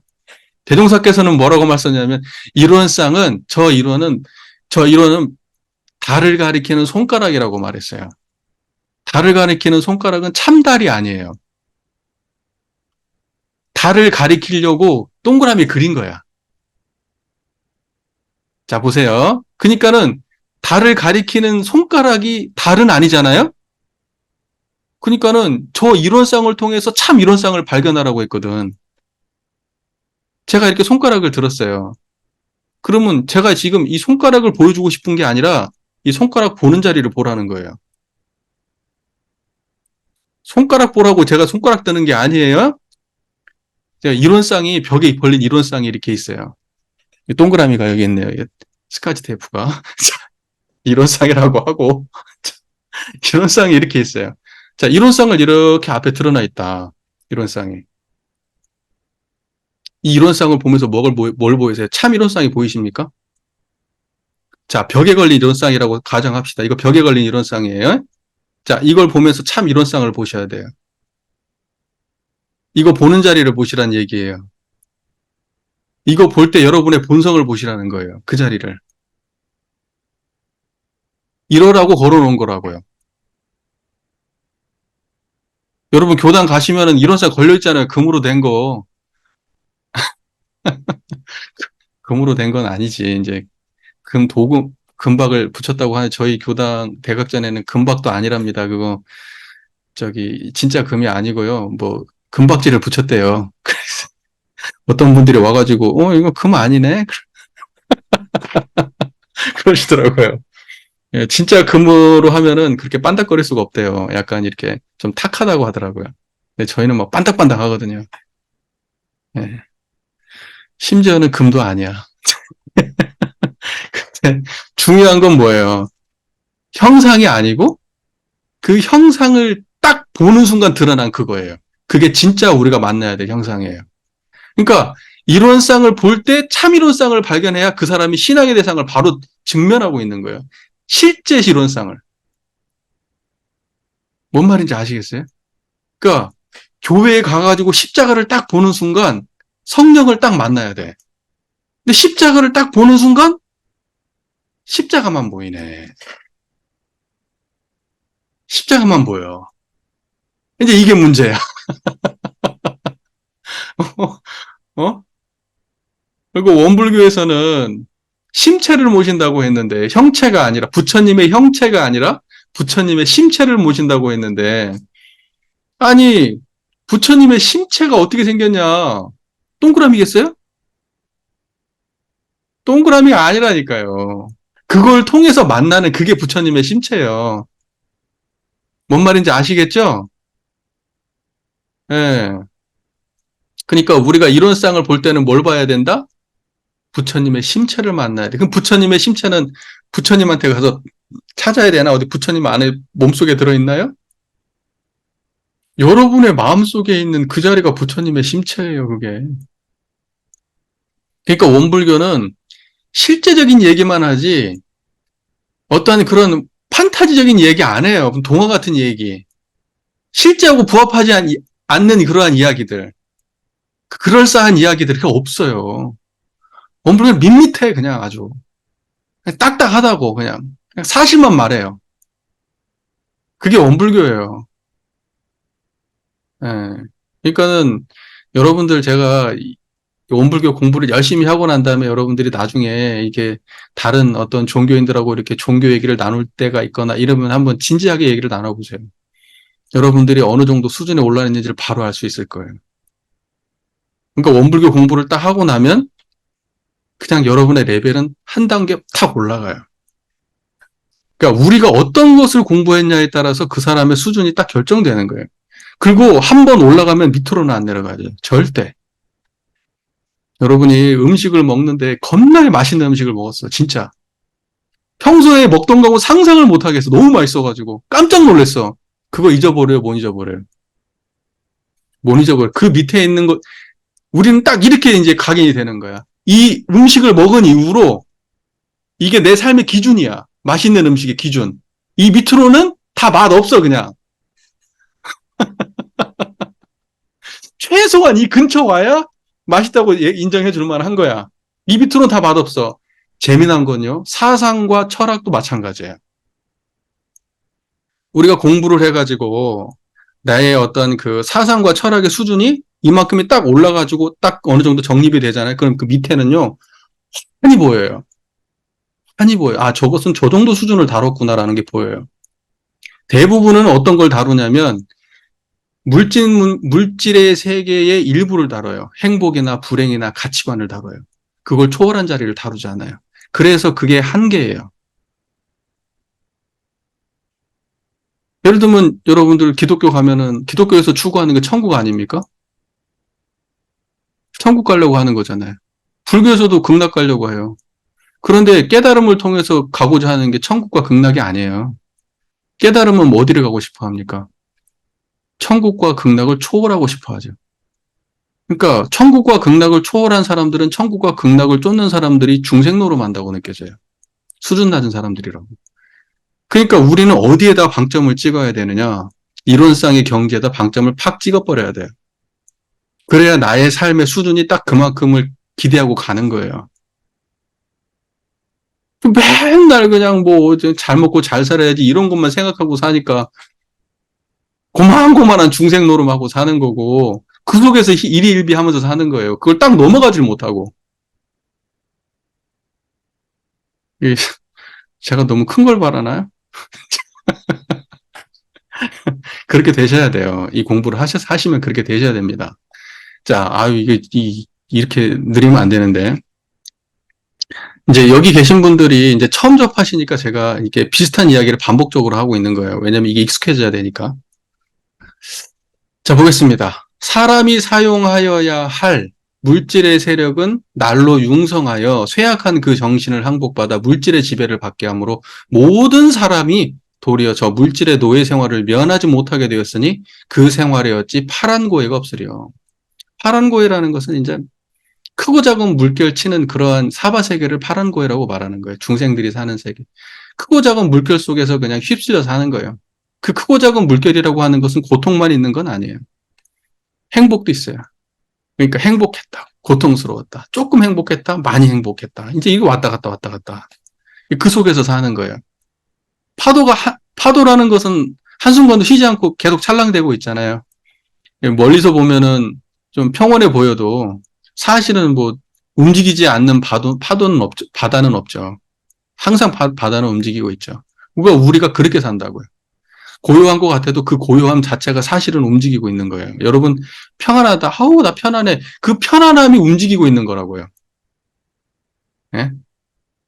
아우, 나는 고요해. 그 고요함이 움직이고 있는 거라고요. 그 움직일 때 그 움직임을 드러내고 있는 자리가 진짜 고요한 거예요. 편안하다 할 때 그 편안함을 아는 자리가 진짜 편안한 자리예요. 그러지 표면적으로 물질의 세계 속에서 상대적으로 막 시끄러운 거에 반대로서의 고요함, 막 막 움직이는 것에 반대로서의 조금 움직이지 않음. 이런 것들은 전부 다 상대적인 거예요. 둘 다 움직이는 거예요. 이해가 잘 되고 계세요? 제 말이? 자, 그래요. 그럼 개교에 대해서 첫 번째 단락에서, 개교의 동기 첫 번째 단락에서 분명하게 정의를 해주셨어요. 물질 문명과 정신 문명. 물질을 사용해야 될 사람의 정신이 물질을 사용해야 되는데, 오히려 물질의 세력은 융성하고, 물질을 사용해야 될 주인이 돼야 될 정신의 세력은 너무 약해져가지고, 물질의 지배를 받아가지고, 삶이 항상 들쑥날쑥한 파도처럼 살아간다. 그게 고해다. 중생의 고해다. 이렇게 말씀하고 계세요. 거기에 동의하십니까? 여러분의 삶이 파도가 아니라고 말씀해 보세요. 그러면 둘 중에 하나일 거예요. 정말 아무것도 모르거나 아니면 진짜 깨달은 성자거나 둘 중에 하나야. 그냥 중간은 없어요. 예, 정신병자가 아닌 이상에는. 예. 그렇게 파도치는 삶을 살아가는데 안정되는 삶을 살아가기 위해서 지금 저희가 이 자리에 모인 거예요. 그 파도를 초월하기 위해서. 그 파도에서 놀아버리기 위해서. 자, 그게 개교의 동기입니다. 왜 개교의 동기를 했는지 답 나오죠? 왜 원불교를 열었냐면, 모든 중생이 물질 문명의 노예가 되어서 정신 문명의 세력을 잃고 파란고에 썩어 헤매고 있으니까, 이러한 파란고에서 자유자재하기 위한 그러한 온전한 공부를 해가지고 정신 문명의 세력을 확장해가지고 이 파란고의 노예가 되지 않기 위해서 대종사께서 개교의 동기, 개교를 하신 거예요. 원불교를 문을 열으신 거예요. 됐습니까? 원불교 존재 이유에 대해서 정리가 되셨어요? 그것만 하시면 돼요. 원불교 와서 딴 거 하실 거 없어요. 이건 뭐 종교도 아니고 상식이지. 삶을 잘 살고 나가고자 하는 사람에게는 종교적 접근을 할 필요도 없어요. 그냥 여러분 상식적으로 알았잖아요, 그냥. 여러분의 마음에 대한 이야기 아닙니까? 지금 체험되고 있는 한순간도 쓰지 않고는 살 수 없는 그 마음을 가지고 얘기하고 있는 거예요. 특정한 이데올로기도 아니에요. 특정한 이념도 아니고 상상력도 아니에요. 우리가 체험하지 못한 곳으로 가자는 것도 아니에요. 바로 지금 우리 삶, 바로 지금 눈앞의 현실, 지금 이거 가지고 얘기하는 거예요. 예. 자, 이제 그 다음에 또 개념 정리가 나와요. 그러므로 진리적 종교의 신앙과 사실적 도덕의 훈련, 정신의 세력으로서 정신의 세력을 확장하고, 그러니까 정신의 세력을 확장하려면 두 가지를 해야 돼. 자, 그래서 앞에 단락에서는 정신 세력의 확장에 대한 필요성에 대한 이야기가 이해가 됐죠. 그래야만 물질의 세계를 항복받아서 우리 삶이 파란고에서 벗어날 수가 있으니까. 그런데 그거에 대한 해법으로 두 가지를 제시했어요. 하나는 신앙길과 하나는 수행길이에요. 신앙길과 수행길 두 가지를 제시했어요. 근데 앞에 설명이 붙어요. 하나는 진리적 종교의 신앙이라고 붙어 있어요. 그 다음에 사실적 도덕의 훈련이라고 붙어 있어요. 그 신앙과 훈련 이렇게 되어 있는데 신앙과 수행입니다. 훈련이라는 것은 훈련하고 같은 말입니다. 그러니까 보세요. 진리적 종교라고 하는 것은 왜 진리적 종교라고 얘기했을까요? 왜 진리적 종교의 신앙을 해야 된다고 얘기했을까요? 무엇이 진리이기 때문에 진리적 종교의 신앙을 하라고 말했을까요? 진리를 나름대로 규정한 게 있기 때문에 진리적 종교의 신앙이라고 말했을 거 아니에요. 그러니까 막연하게 진리? 그럼 그걸 어떻게 알아서 그걸 신앙을 하냐고요. 진리 그러면 그건 개념 속에 있는 거잖아요. 여러분 머릿속에. 진리 단어로 존재하는 거 아니에요, 지금. 그리고 누군가가 진리에 대해서 장황한 설명을 하면 뭔가 머릿속에 판타지를 그릴 거 아닙니까? 진리라고. 아, 저런 게 진리인가? 뭔가 위대한 뭔가가 있나? 뭐 그런 생각을 할 거 아니에요. 진리는 말이에요. 근데 여기에서 말하는 진리는 이론상의 진리를 말하는 거예요. 그러니까 그 이론상의 진리를 신앙의 대상으로 한 신앙이어야 돼요. 자, 그럼 이론상은 아까 설명을 했죠?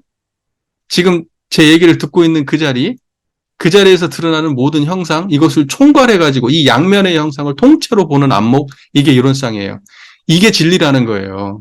진리는 우리가 상상한 게 아니에요. 지금 체험되어야 돼요. 그게 진리여야 돼.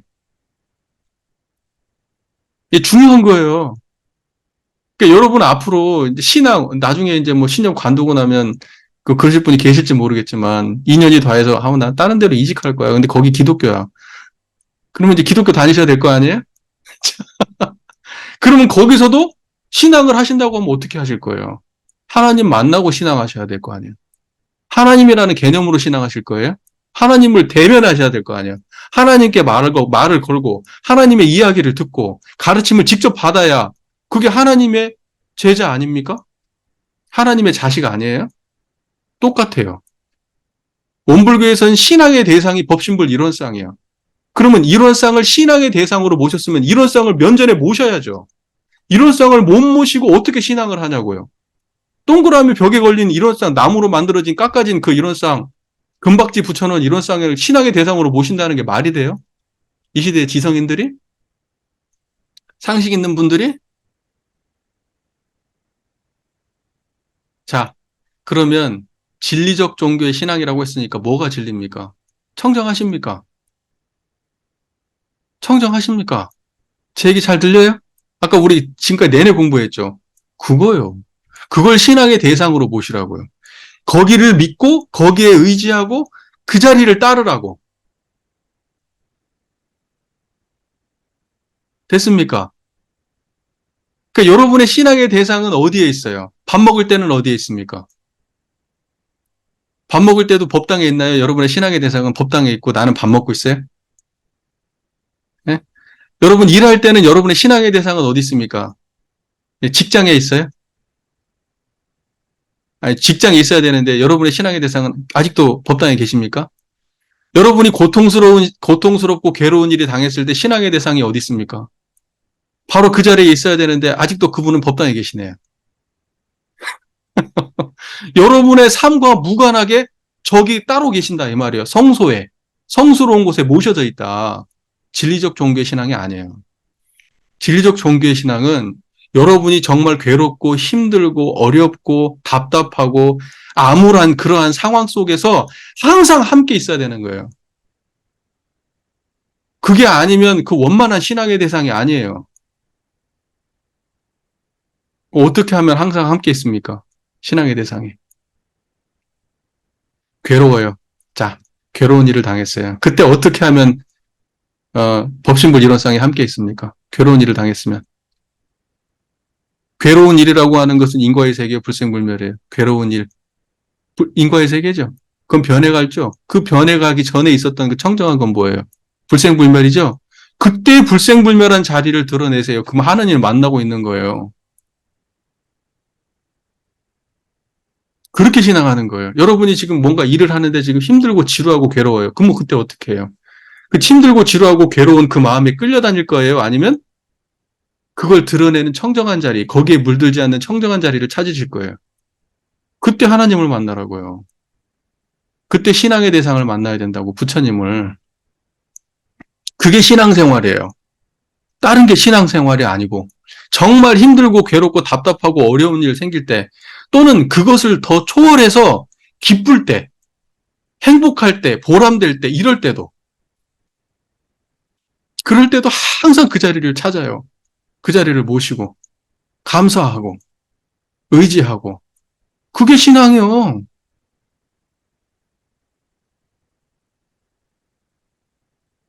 우리의 삶이 그렇게 의지할 수 있다 그러면 여러분은 정말 삶에 정말 든든한 스승이 있는 것이고, 예, 정말 절대적 위력을 가지는 분이 여러분의 삶을 호위하고 있는 거예요. 나의 삶을 보호하고, 함께하고 지혜를 주는 거예요. 그게 신앙의 대상이어야죠. 그게 원불교에서 보시는 일원상이에요. 지금 일원상 드러나십니까? 청정하십니까? 예, 그렇게 만나져야 돼요. 그렇게 만나져야 돼요.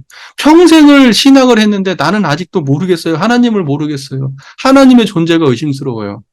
뭐 한 거예요, 그럼? 그렇게 하면 안 돼요. 나는 뭐 평생을 갖다가 절 찾아다니면서 공양도 많이 하고 했는데, 불공도 많이 하고 했는데, 나는 부처님은 모르겠어, 나는. 부처님을 아직 내가 만난 적이 없어. 그럼 뭐 한 거예요, 도대체? 원불교에서는 이론상 못 만났다고 얘기하면 안 돼요. 그러면 이제 여러분들이 제가 바람은 뭐냐? 지금도 나는 항상 이론상 부처님을 모시고 있다. 나는 괴로울 때도 항상 이론상 부처님이 함께하고 나의 괴로움을 해결해 주시고, 내가 뭔가 일이 잘 풀려갖고 오만하고 자만할 때도 이론상 부처님이 항상 그걸 경책해 주시고, 사람하고 그냥 인간관계가 틀어져가지고 번뇌망상이 그냥 들끓어서 삶이 너무 괴로운데도 부처님이 그 마음을 싹 쓸어 가주신다. 내 마음속에 그런 오만 번뇌망상을 다 치워주신다. 나는 그런 부처님을 항상 모시고 산다. 그게 원불교가 신앙을 제대로 하는 거라 이 말입니다. 파란고의 어느 순간에도 그 자리를 떠나지 않는다. 그게 돼야 돼요. 여러분 그거 되십니까? 이제부터 되시겠지. 지금까지는 몰랐으니까 그런데. 청정하십니까? 지금도 모시고 있습니까? 예, 그렇게 하시는 거예요. 그렇게 하시는 겁니다. 되시는 분도 있고 안 되시는 분도 있고 그러겠지. 예. 되시면은 속된 말로 땡 잡은 거예요. 이게 되면 땡 잡은 거예요. 예, 여러분은 지금 저하고 만난 지 지금 2시간도 안 됐어요. 2시간도 안 됐다고. 어떤 사람은 이걸 평생을 해도 몰라요. 평생, 죽을 때까지도 모르고 가요. 근데 여러분은 지금 단지 만난 지 2시간도 안 돼가지고 이 자리를 알았네. 자, 보세요. 그 다음에 이렇게 되어 있어요. 사실적 도덕의 훈련. 뭐가 사실입니까? 그러니까, 이론상은 하나로 뚜렷한 모양 이랬는데, 뚜렷한, 이런 게 사실을 말하는 거예요. 사실은 뭐예요? 뭐가 사실이에요? 체험되지 않은 건 사실이 아니죠. 머릿속에 개념으로만 존재하는 건 사실이 아니죠. 마음속에 그려지는 하나님은 진짜 하나님은 아니에요. 내가 상상하는 거지. 내 마음속에 그려진 부처님은 진짜 부처님이 아니에요. 내 상상이죠. 벽에 걸린 이론상은 그냥 눈에 보이는 시각 정보에 불과하지 진짜 신앙의 대상이 아니에요. 뭐가 사실적인 겁니까? 지금 이 순간 체험되고 있는 이게 사실이지.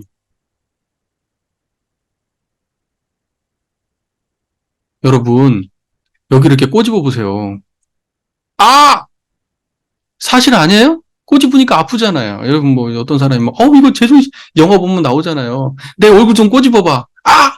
사실이네? 이러잖아? 그거하고 똑같은 거예요. 그렇게 체험되고 있냐고요, 이게. 분명하게.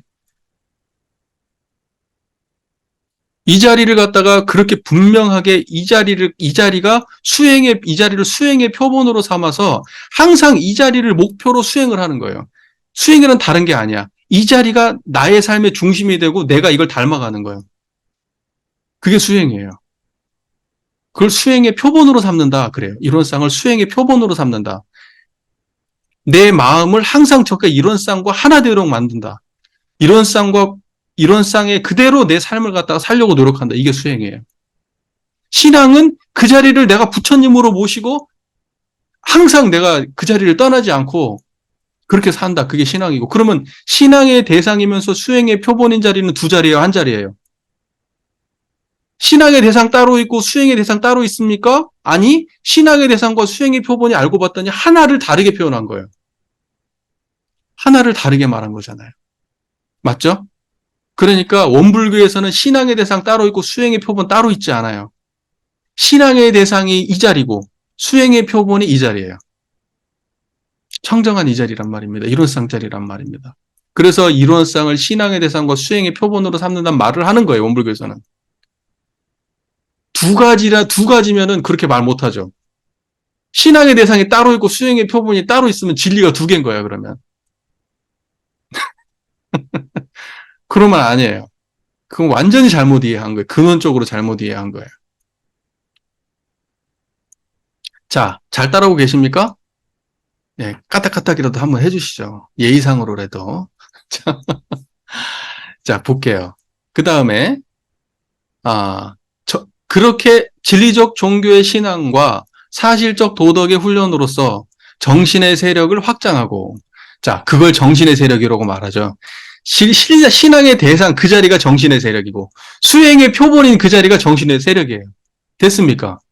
그러니까 그 자리를 그렇게 모시고 그 자리를 닮아가는 그 노력이 정신의 세력을 확장하는 길이라고요. 신앙하는 사람한테는 그 자리를 신앙하면 되고요. 수행하는 사람한테는 그걸 표본으로 수행하면 되고요. 일반적인 사람한테는 정신의 세력을 확장하면 돼요. 그렇게. 다 같은 말이에요. 자, 물질의 세력을 항복받아 파란고의 일체생명을 광대무량한 낙원으로 인도하려 함이 그 동기니라. 자, 그러니까 그런데 재미난 것은 사람들이 우리는 원불교 와가지고 나는 행복을 찾아왔어. 나는 우리 가정만 잘 되면 돼. 나는 나만 성공하면 돼. 이런 생각으로 원불교 오면은 개교의 동기하고 부합이 되질 않아요. 원불교의 본래 취지는 그게 아니에요. 원불교는 파란고의 일체생명을 어디로 인도한다? 광대무량한 낙원으로 인도한다. 그게 원불교 개교의 동기예요. 그러면 나는 원불교 교도다. 나는 원불교인이고 원불교 신앙하고 수행하는 사람이다. 그러면 어디까지 가야 되는 거예요? 나 혼자 잘 먹고 잘 살고 나 혼자 편안한데 여기서 끝나면 그 원불교의 궁극적 목적하고는 안 맞아요. 그러니까 신앙의 목적도 파란고의 일체생명을 광대무량한 낙원으로 인도하는 것이고 수행의 목적도 파란고의 일체생명을 광대무량한 낙원으로 인도하자는 것이고 정신의 세력을 확장하자는 것도 파란고의 일체생명을 광대무량한 낙원으로 인도하자는 거예요. 그게 재생의세의 경륜이다 이렇게 말하는 거야. 재생의세. 세상을 생명을 제도하고 의세, 세상을 치유한다. 모든 일체 생명을 갖다가 다 제도한다는 것은 그 고해로부터 건져나는 걸 제도한다 그러는 거거든요. 고통의 삶으로부터. 아까 파란 고해 이게 막 넘실넘실하는 파도의 그러한 삶에서 평탄한 삶으로 건져내는 거예요. 육지로 끌어올리는 거예요. 그걸 제도한다 그래요. 그 다음에 의세, 세상을 치유한다 그래요. 세상에 병맥이 있잖아요. 고통이 있고. 그 세상의 병을 치유하는 거예요. 그걸 보고 재생의세다 이렇게 얘기하거든요. 그걸 보고 파란고의 일체생명을 광대무량한 낙원으로 인도한다 이렇게 얘기하는 거예요. 그럼 광대무량한 낙원이라고 하는 것은 물질 세계에 국한된 걸까요? 예를 들면은 좋은 집이 있고 좋은 차가 있고 좋은 인연이 있는 그런 세계를 광대무량한 낙원이라고 고척돼서 얘기한 게 아니라 물론 그것도 갖춰지면 좋겠지만 궁극적으로 뭐가 광대무량한 낙원이에요? 그 마음의 정신의 세력이 확장되어서 물질의 세력을 항복받는 그러한 사람이 많아지는 세상. 그게 광대무량한 낙원 세상이에요. 그러면 자 보세요. 다른 사람 교화할 건 없어요. 일단 여러분이 먼저 하는 거예요. 성불하세요. 그게 성불이죠. 여러분 먼저 하는 거예요. 공부하는 거예요. 그리고 난 다음에 누구한테 알려줘요? 가까운 인연들. 내 자식. 내 소중한 사람들. 그 사람들이 파란고에서 벗어날 수 있도록 도와주는 거예요. 자기 삶의 주인이 될 수 있도록. 됐습니까?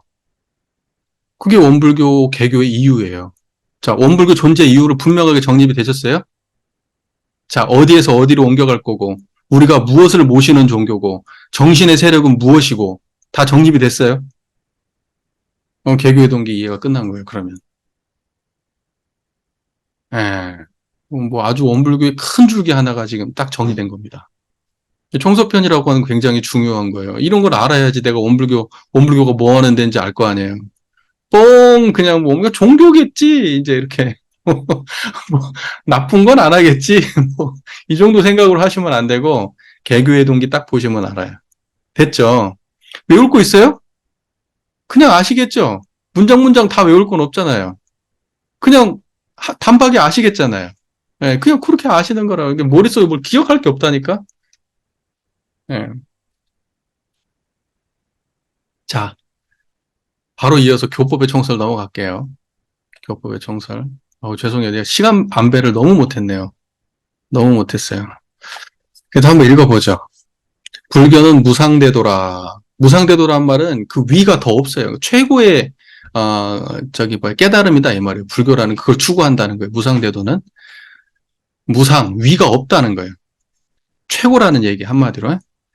불교는 무상대도라 그 진리와 방편이 호대함으로 여러 선지식이 이에 근원하여 각종 각파로 분립하여 포교문을 열어 많은 사람을 가르쳐 왔으며 세계 모든 종교도 그 근본되는 원리는 본래 하나이나 교문을 변립하여 오랫동안 제도와 방편을 달리하여 온 만큼 교파들 사이에 서로 융통을 보지 못한 일이 없지 아니하였나니 이는 다 모든 종교와 종파의 근본 원리를 알지 못하는 소치라. 이 어찌 재불재성의 본의시리요.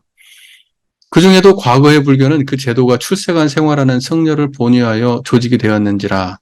세간 생활하는 일반 사람에 있어서는 모든 것이 서로 맞지 아니하였으므로 누구나 불교의 참다운 신자가 되기로 하면 세간 생활에 대한 의무와 책임이며 직업까지라도 불구하게 되었나니 이와 같이 되고 보면 아무리 불법이 좋다 할지라도 너른 세상의 많은 생명이 다 불운을 입기 어려울지라 이 어찌 원만한 태도라 하리요.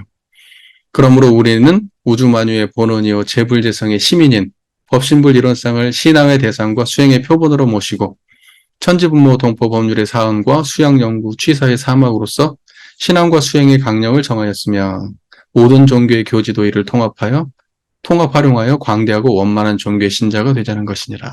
이 교법의 총설인데 교법의 총설은 이 시간에 못할 것 같아요.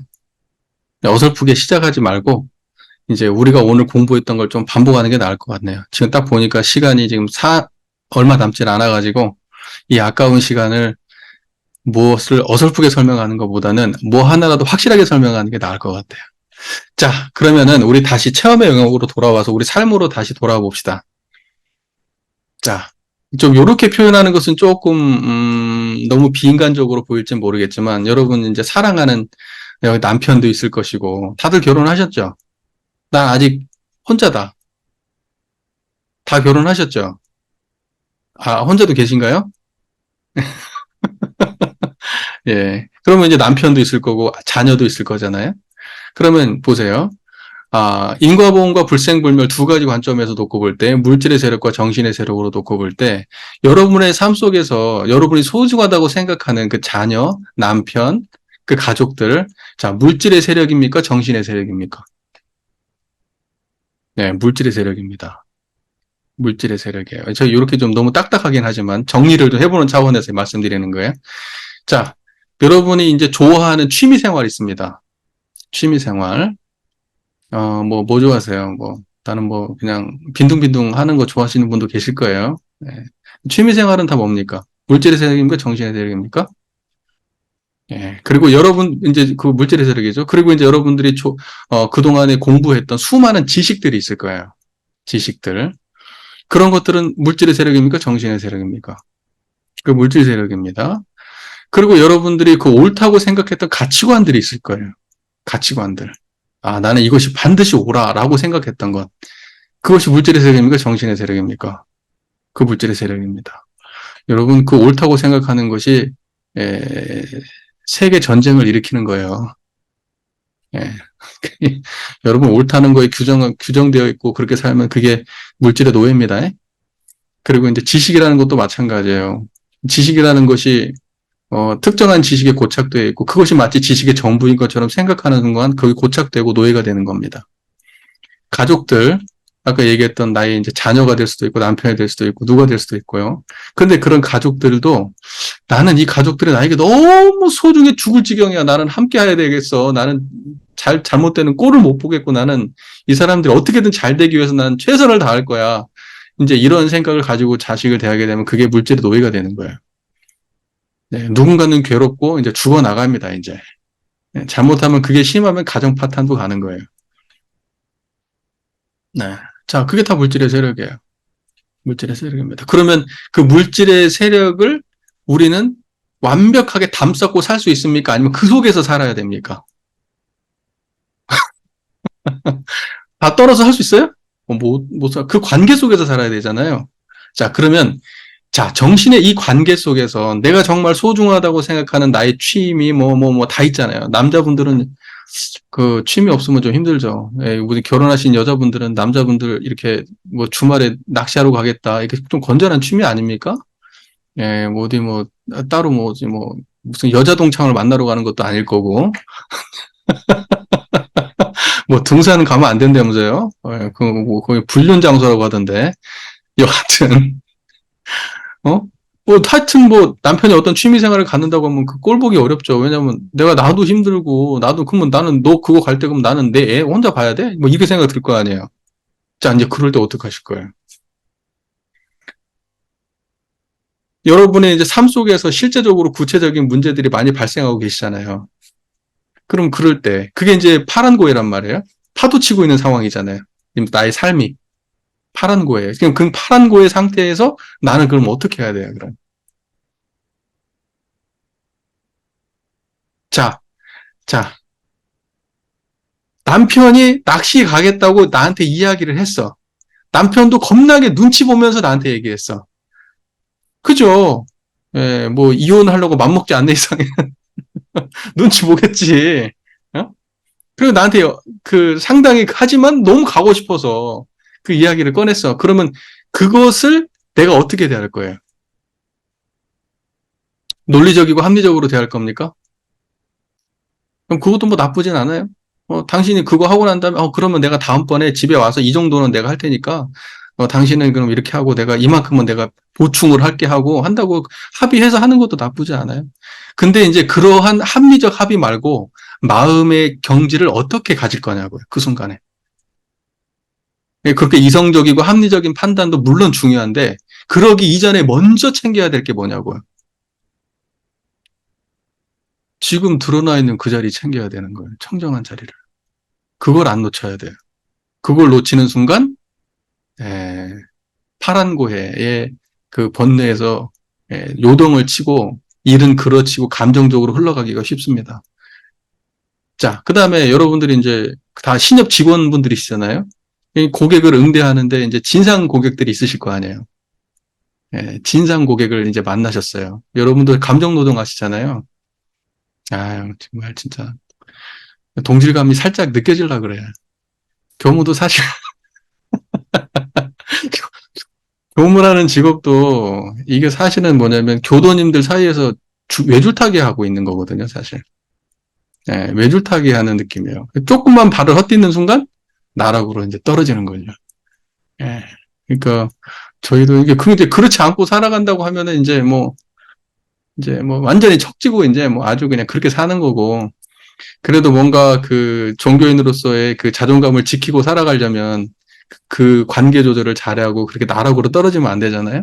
그럼 어떻게 해야 돼요? 진상 고객을 대하면 어떻게 해야 됩니까? 청정하셔야죠. 내가 미숙해서 조금 잘못 응대할 수도 있고, 또는 그날 컨디션이 좋아가지고 응대를 되게 잘할 수도 있고, 만족할 수도 있어요. 그런데 잘하거나 못하거나 떠나지 말아야 될 거 하나 있어요. 그게 정신의 세력은 놓치지 말아야 돼요. 네. 그리고 만약에 잘못했어, 또는 잘했는데 결과가 안 좋았어, 그러면 이제 마음이 요동치잖아요. 그러면 그때도 놓치지 말아야 돼요. 계속해서 놓치지 말아야 돼요. 이제 그것을 할 수 있느냐 없느냐가 그 사람이 정말 그 일월상의 자리를 신앙의 대상과 수행의 표본으로 모시느냐 안 모시느냐의 그 실제적인 그 모습이에요. 네. 또는 여러분들이 이제 그 운전해가지고 가시잖아요. 운전해가지고 뭐 직장도 가시고 사람도 만나고 운전하고 대중교통 수단도 이용한다거나 아니면 자기 승용차를 이용해서 어디 이동하실 거잖아요. 그때는 어떻게 하셔야 돼요? 급해. 빨리빨리 가야 돼. 늦었어. 그때도 청정하셔야 돼요. 항상 이 마음을 떠나지 않으려고 노력하셔야 돼요. 차문을 딱 열고, 차문 열고 딱 타가지고 탁, 안전벨트를 탁 매는 순간에 마음속에서 딱 그 마음을 딱 장착하셔야 돼요. 그러고 나면 사고가 10번 날 것도 한 번은 줄일 수 있어요. 여러분 각자 나름대로 열등감 같은 것도 있으시죠? 컴플렉스도 있으실 거고. 모든 사람들이 다 있어요. 아무리 잘나도 다 있어요. 그러니까 사실은 그러한 것들이 그 사람을 성장시키는 동력이 되기도 하고, 그 사람을 너무 채찍질하고 이렇게 해가지고 자기를 너무 힘들게 하는 그런 일이 되기도 합니다. 자, 그것이 그 마음속에 일어날 때 그거 어떻게 해야 돼요? 청정해야 돼요. 자, 그 다음에 이제 이런 부정적인 것들은 그나마 좀 괴로우니까 그런다 치고, 일이 너무 잘 풀렸어요. 좋은 일이 닥쳤어요. 무슨 청약에 당첨을 될 수도 있고, 뭐, 아무튼 뭐, 일이 하여튼 잘 풀렸어요. 없던 돈이 하늘에서 떨어졌어요.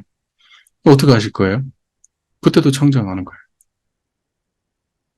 그러니까, 제가 하고 싶은 이야기의 본질은 뭐냐?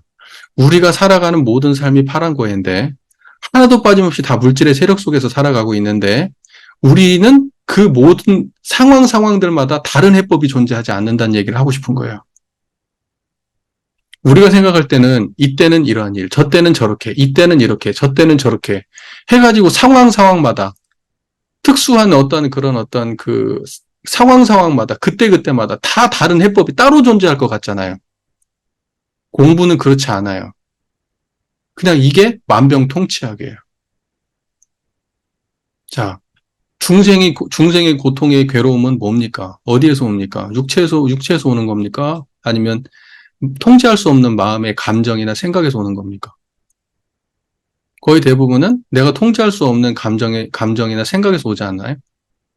이제 그런 걸 보고 이제 그 고해라고 말하는 건데, 육체가 아픈 것은 뭐 그건 내가 조절할 수 있는 문제가 아니잖아요. 그것은 뭐 그냥 다가오는 걸 받아들여야 되는 거죠. 그런데 마음의 문제는 내가 조절할 수 있거든요. 그 발생되는 모든 마음의 문제는 만병통치약이 있어요. 그건 깨달음이에요. 깨달으면 모든 번뇌로부터 자유를 얻게 돼요. 그러면 그 깨달음은 뭡니까? 뭘 깨달아야 돼요?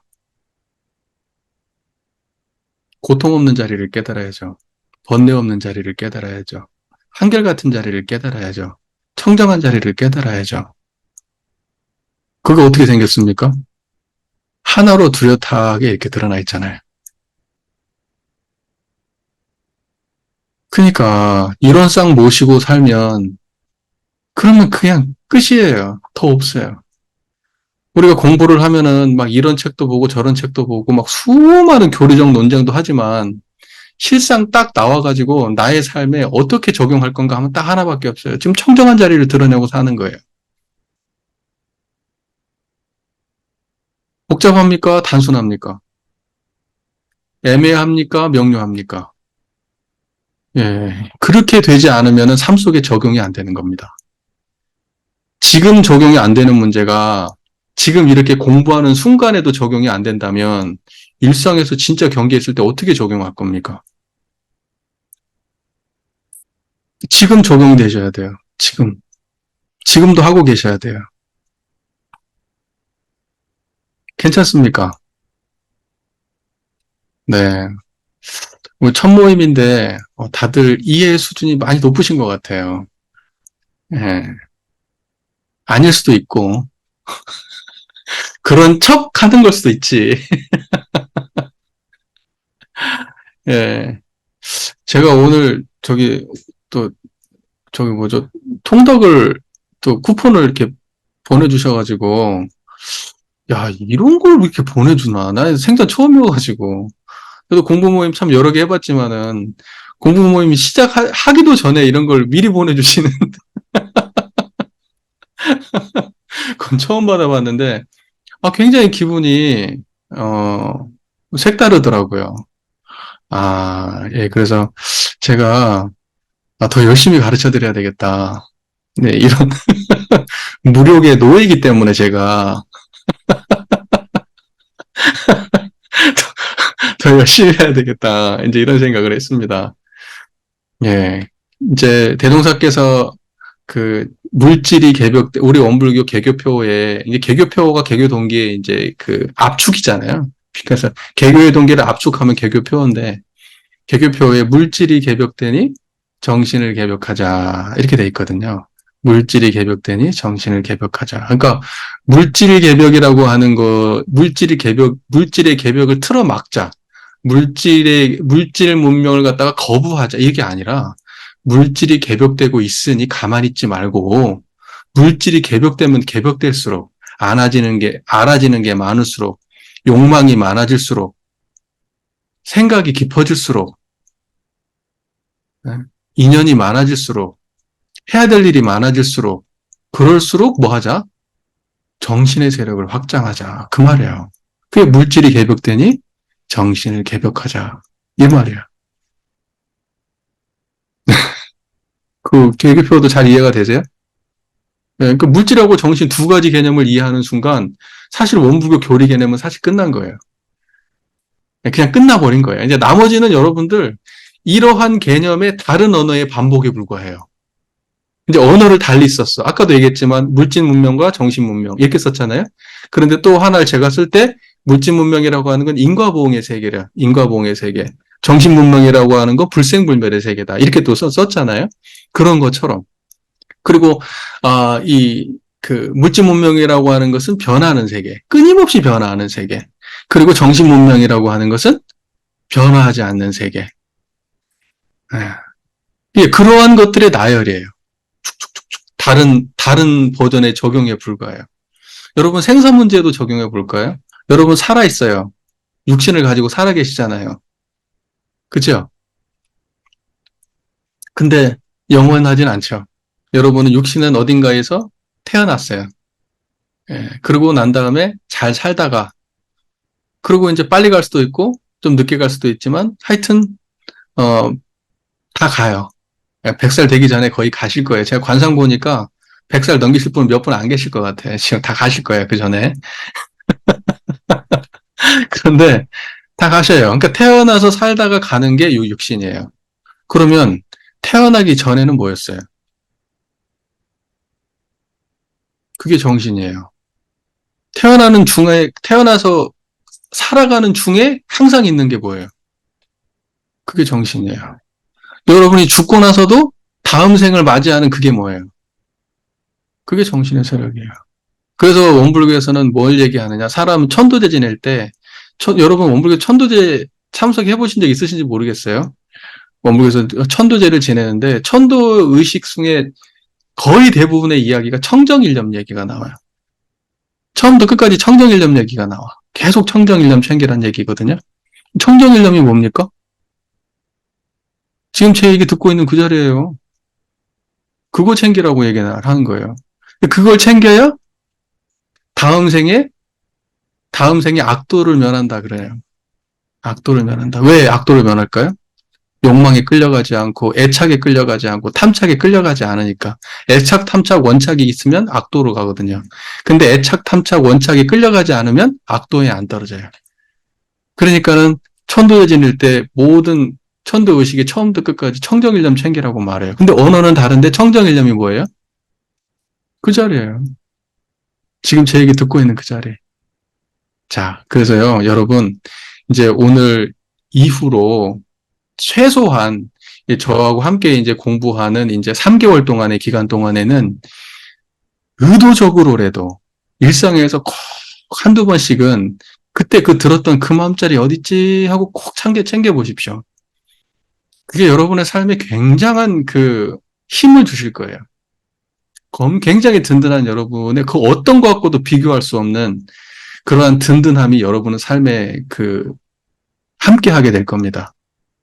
예, 저는 확신해요.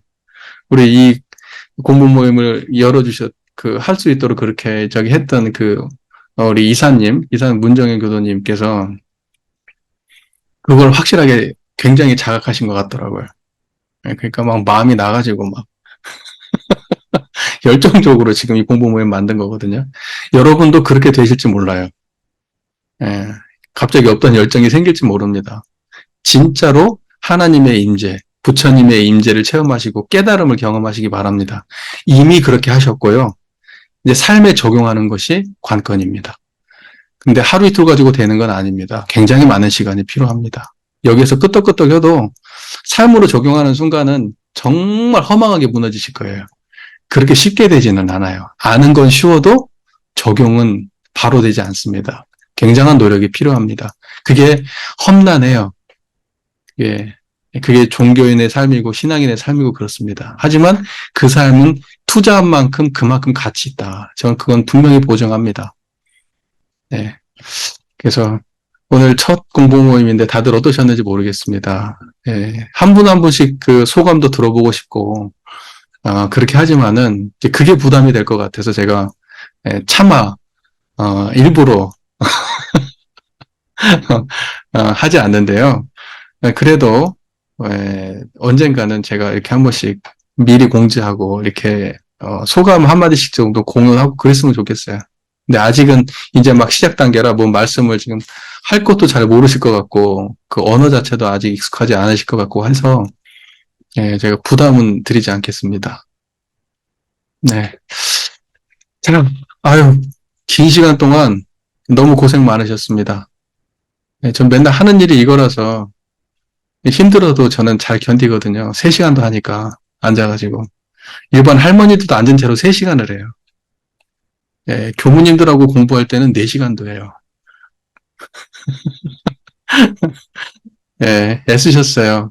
예, 다음 시간에도 늦지 마시고, 항상 그 청정한 일원상자리, 그 정신문명의 자리, 그 자리, 정신의 세력을 항상 확장하시면서, 일상을 좀 보내시기를 바랍니다. 다음 주에 뵙겠습니다. 감사합니다.